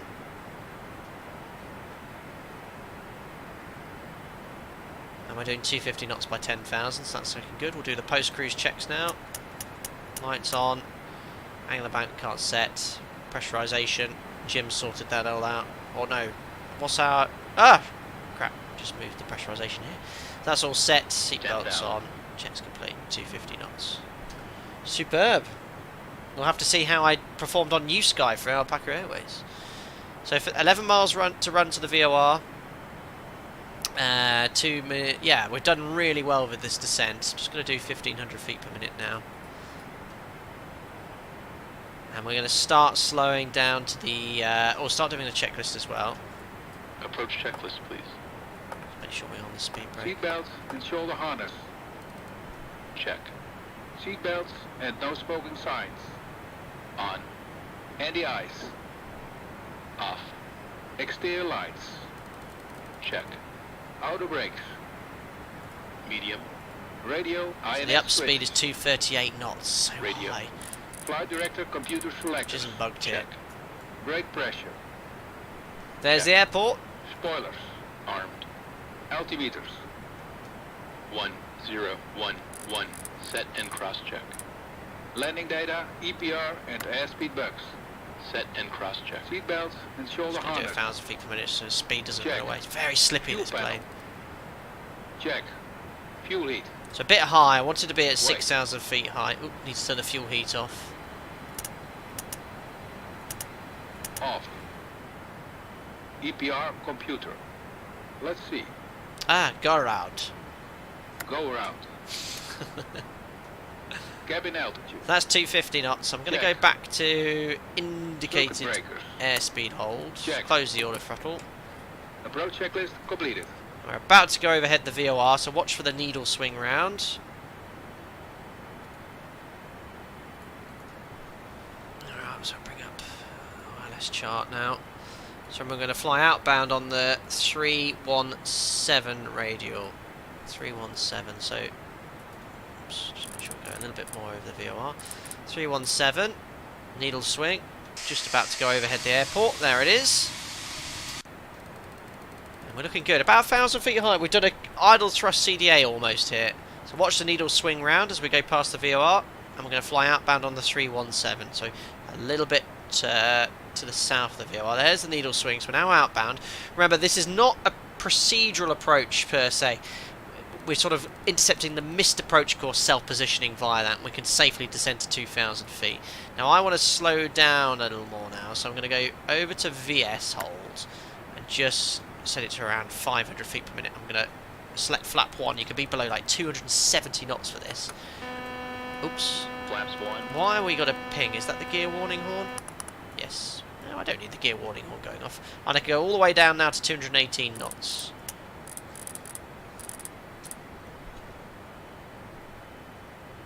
Amazon's off to the right.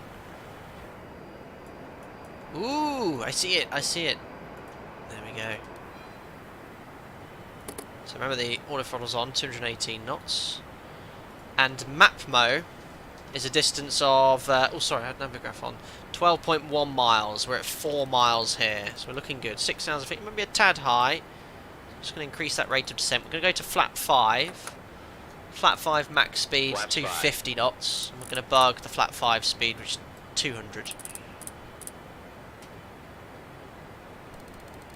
Waiting now, 12.1 for about 10 miles. No, that isn't the Amazon. You'll know it when you see it. Ah! Oh, that's the... Yeah. That's the Amazon, ladies and gentlemen. Right, how are we performing? Looking good. Oh, a little bit off track here. So outsell 4,000. No, I want to go down to 2,000 feet now. Speed's a little high. So outsell vertical speed. Just do 1,000 feet per minute.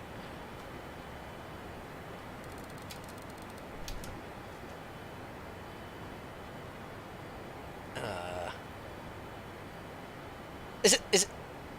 Gear warning appears M1. No, that isn't the Amazon. You'll know. Yeah. Now that's a knife. Brilliant. Getting ready for this turn. Remember, 12.1 miles. You can see we've been flying quite well. Yeah, looking good. Just got to time this DME arc. So we're doing about 200 knots. Oh yeah, start our turn. I'll get a bit closer. I'll get about 1 mile. Right. So heading selects. Now this is where it gets very busy. 50. Thank 40, you. Jim, you changed your name! 10. Brilliant. 10 out of 10, well done. I'm done. I quit. Mate, get off key. He's changed his username to Jim. I've got no words. 107 for the ILS, and we'll give the ILS to Jim, 1103. Ah, dear. Check out my DME arc though, 12.2 miles. I'll take that. Number 10. We need to keep going until we're on the 296. Oh, sorry, I didn't realise that goes up. There we are. Look at that. Can't teach it. Shame about my departure. 12.4. So we'll fly a little bit into the VOR now. Another 10 degrees. 200. Approaching 2,000 feet, so I can really shallow off that vertical speed now. What about 3,000 feet at 10 miles? Looking good here.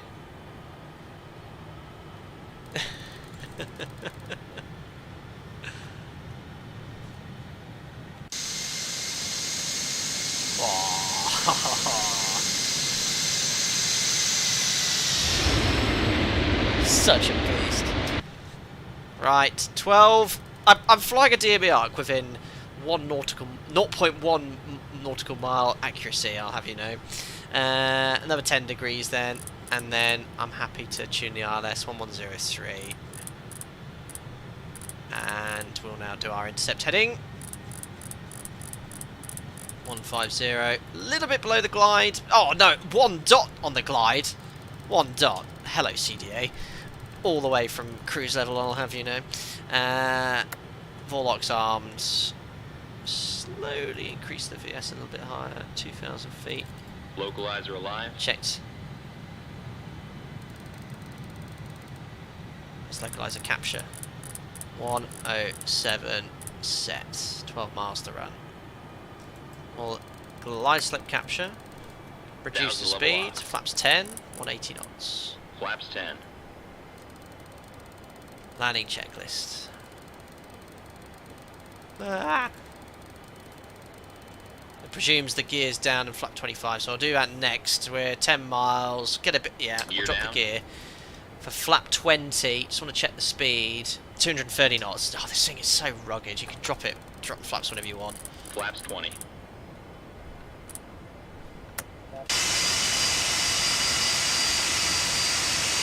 Such a beast. Green light. And flap 25 is 205 knots, yeah. And flap 30 25 is 180 knots. Just below 180. Just get a little bit slower first. Missed approach altitude 4,000 feet is set. Right then, let's run the landing checklist. Landing checklist. Gear. Down and check. Down and check. Just Flaps. look at that. Look at my DME Flaps arc. 30. Look at that. Flaps It's 30. not very Ignition. square, but Damn. it'll do. Ah! Flight start. Anti-skid. Check. Altimeters. 148 knots. 1011. Set and cross check. Landing checklist complete. Right, landing checklist complete. We're fully configured. Final approach speed as well is set. There we go. And there's our triangle as well. Right, wish me luck as I fly the jumbo down. Disconnecting the auto throttle. Oh, crikey, what's happened? Just get my speed back up. Disconnecting the autopilot. Where is it? My aeroplane. Right then, so speed's good. Clear to land. I logged off because I don't want all ATC here. Let's just readjust my seating position. 30 degrees here. Small inputs. Oh, it feels very slow and wallowy. Excuse me. Look, you're getting your landing rates in. Look, I've not had a butter for a while. It's not like it's the longest runway to try. So speed's okay. Like, the weather's really nice.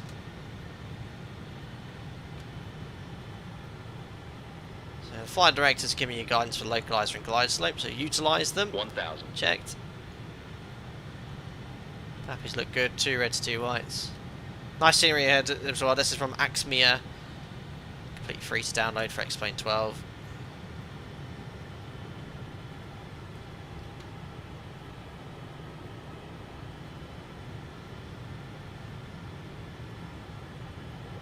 A little bit high on the glide, so just increase that descent slightly. 3 whites, don't want to be any 500. higher than that. Just watch your rate of descent approaching the gate, that's better. Back on the glide. It's a little bit too high a rate of descent there. Approaching minimums. Minimums. Continue. 2 whites, 2 reds. Small changes now. Keep the picture now. Bit low on speed. Ooh, sinking. Speed's okay. Over the threshold, look towards the end of the runway. 50, 40, 30, Check. 20, Close. 10. Hold the attitude. Hold it. Oh, that's beautiful in the flare. Ooh, I've jumped up a bit. Just in the touchdown zone, please. Bit of a float. Ooh, it says something at the bottom. 139 foot per minute, it says, but that says 149 feet per minute. Ooh, that must have been the landing thing overlay. Right, speed brakes up. Reverses.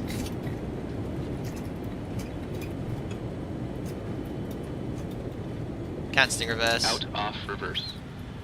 60 knots. Oh, braking was perfect. Auto brake off. Ladies and gentlemen, welcome to Manaus, Brazil, in the heart of the Amazon rainforest. And I got this landing rate thing at the bottom pop-up as well. Yeah, there's a bit of a float there. Bit of a float. I was just in the touchdown zone. But I think I ballooned slightly. I think I flared a bit too late, but a little bit too aggressively. And I floated. I think I went up a couple more feet. But we're here. There we go. It's such an epic add-on, this one. If you want to fly the classic jumbo, this is the only add-on you can get right now. It's so good. So fun. There we go. So vacating at the end. There's no ATC here, guys. So what I'll do is close this. I'll zoom on in. And I don't know if this airport is designed for wide-body jumbos, but we'll pick stand 12. I think that's the one right at the end, which can sort of accommodate a large aircraft. So I'll go right at the end there. Flaps coming up. That was lovely. Flaps 10. Right, stow the speed brake. Flaps up. And this is where you got to do about a million things. Yeah, Felis is a must-have add-on. Absolutely. Right, so transponder. I'll move that to standby. I'll set that to 100 knots. And God, look, I'm doing 17 knots already. 4,100. Got plenty of fuel left, didn't we? Yeah, 23 tons, which was our alternate was 16, so we didn't use any of that extra fuel up. Excellent.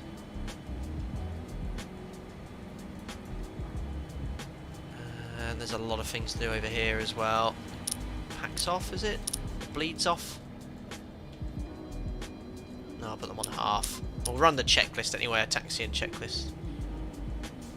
Looks like I was quite close to the edge, but you'll see, look, I'm actually making it to the just. Yeah, last gate on your left is the correct one. Yeah, probably it's the only one that the jumbo can go on. Flight directors can come off. Jim's not had them on all day. Start the APU.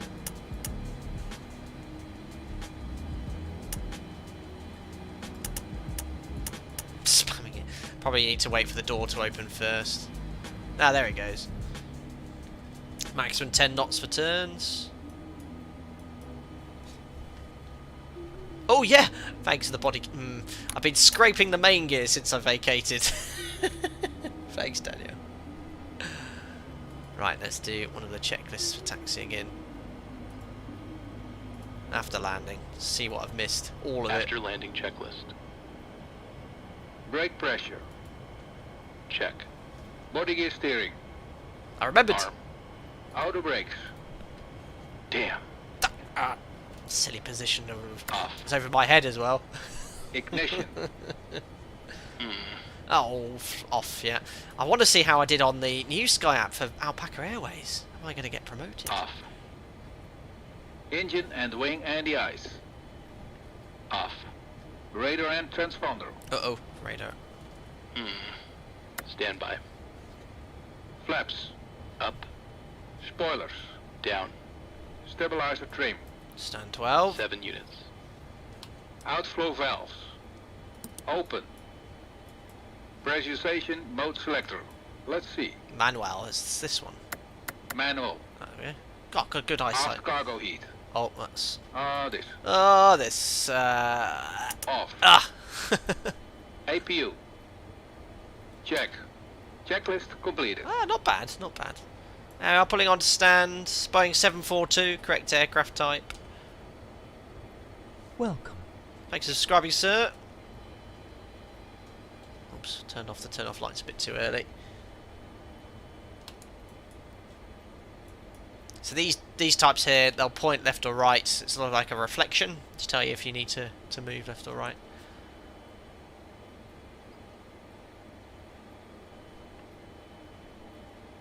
There we go.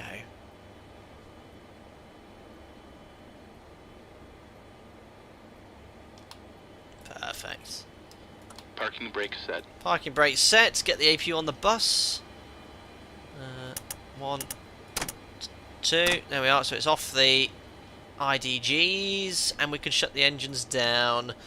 1, 2, 3, 4. Go outside because the spool down sounds to these engines is awesome. So 1, 2, 3, 4. And I'm going to take the anti-coal light off early because it will move the air bridge. The flight engine, do you want to close it? Yes, close flight. I'll look at the rest of the data in a second. It's a mega add-on, isn't it?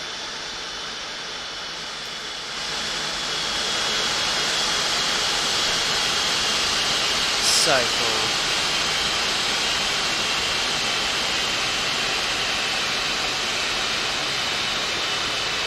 So good.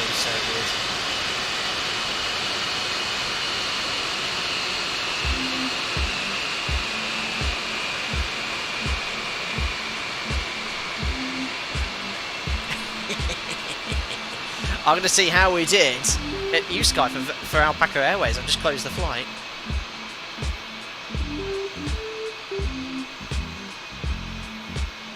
Oh, it's just mega. I love how long it takes these engines to spool down, yeah? There's a lot of inertia with a fan size. It doesn't just stop. There's a lot of add-ons, they do stop quickly, but it's spot on in this aircraft. Spot on.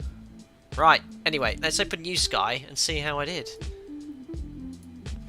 So, Alpaca 1 Alpha Zulu. This is, if you just joined the stream, this is our new official virtual airline if you want to join. So there's, that's me, Charlie Brown. I've just announced my real name. And 2 hours 25, no delay. Distance was good, passengers, luggage. Oh, what's this? I've earned $10,000. What does that mean? $62,000 in tickets. What? 9%, why not 10? Cargo 10,000, expenses aircraft fuel, handling and landing. Great touchdown. Minus 0.81 beacon, no beacon light to 350 seconds when required. Pfft. Rubbish, rubbish. It's really cool. And this is completely free. Flight log. This is flap. Didn't have any flap exceedances. Engines changed. Beacon on. At the end of the flight. It's making sure I've got the lights on correctly at each phase. That's really good. So what does that mean? What does that mean now? Do I get promoted? I've earned Alpaca Airways. How does this revenue system work? I have many questions. There we are. There's my flight.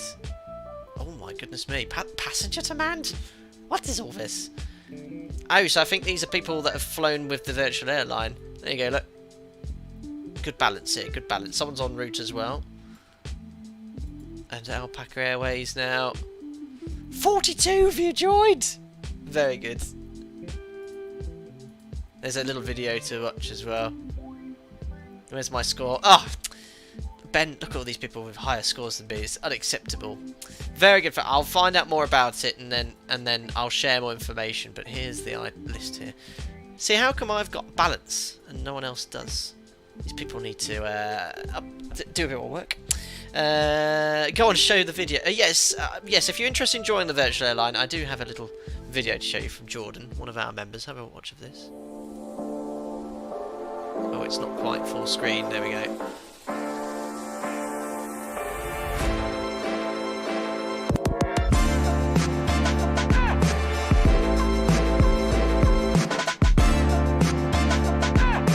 Where you want, when you want, what you want.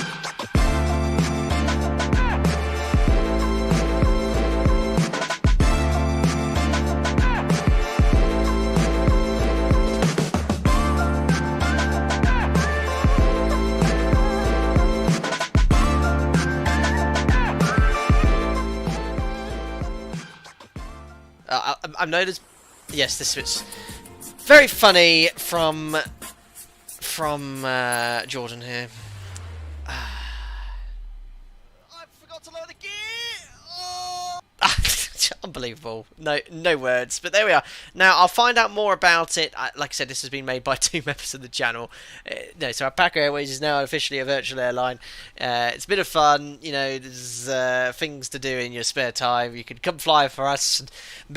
Alpaca Airways is great. I don't know. I need to learn more about it. But I'm very glad that we flew it as a test today. But what an add-on the Felis 742 is. I hope you enjoyed the sector. I usually see what people want me to fly, but I'm like, no, I want to fly the Felis 742 because it might not always be apparent. I quite enjoy doing this, and I thought it'd be really cool to take this aircraft into Brazil domestically, flying through the Amazon, and it was a great little sector to fly. But yeah, I love this add-on so much. Great add-on. If you want a classic jumbo, this is the one to get. Excellent. So what we'll do is make sure we've logged off of that sim. We'll do the replay, and we'll go from there. Don't forget members on Saturday, the 49th members group flight as well. Right then, let me turn off Fly Live here and set up the replay. Cue the music. Very loud. Replay does seem to be working okay at the moment in X-Plane. I did on my test sector. Let's see how we are today. Oof, I had a little bit of a freeze there.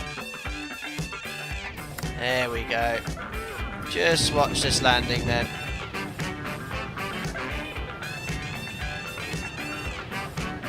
I'll crank up the volume as loud as it goes for this.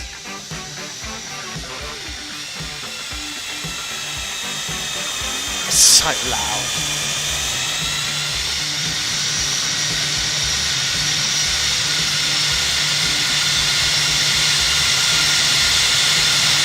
Hell.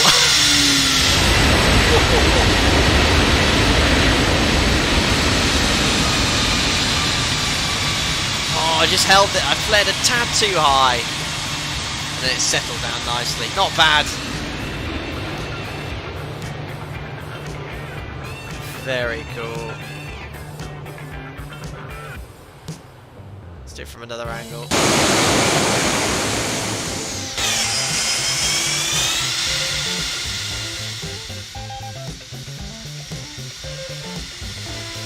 Bit of a crosswind, not much.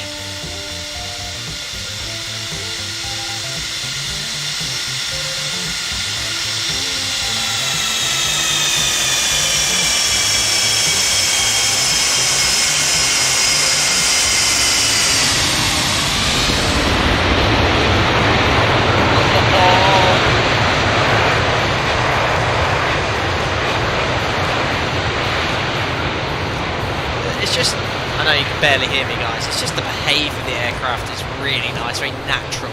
Very natural. I think I'm going to do another one.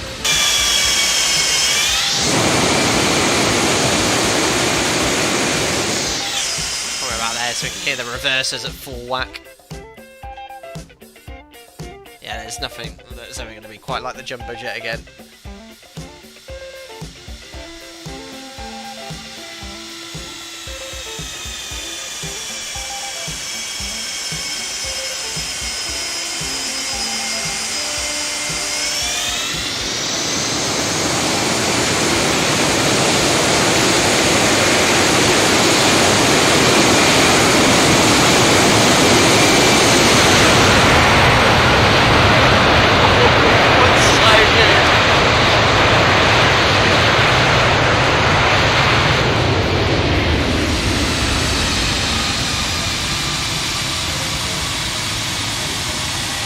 So loud.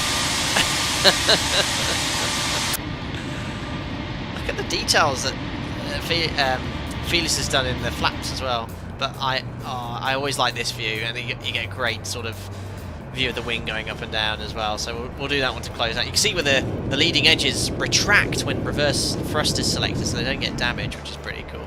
Right, I'll pop the aircraft on the approach again so you can enjoy the view. There's the Amazon in the background as well. I've forgotten the name of the river. But yeah, thank you very much for tuning into this live stream. Really enjoy always flying the Felis 747-200 as well. It's such an awesome add-on. So if you still have X-Plane, or if you want to fly X-Plane, thoroughly recommend it for your classic jumbo requirements. As ever, thank you to everyone that donated for your kind generosity. Really appreciate it as well. I'll find out more information about the virtual airline, which I've had no input in creating, but it's so much fun, and I'm going to make sure you guys are aware of it in a post on socials at some point as well. Thanks to all the members for your continued support. Really appreciate it. I'll see you all on Saturday, but all the regular viewers and subscribers, thank you very much for popping in. If you enjoyed the video, don't forget to like it as well, and subscribe if you want to stay up to date with the latest content. Enjoy your Thursday evening, and I'll see you all again very soon. Cheerio.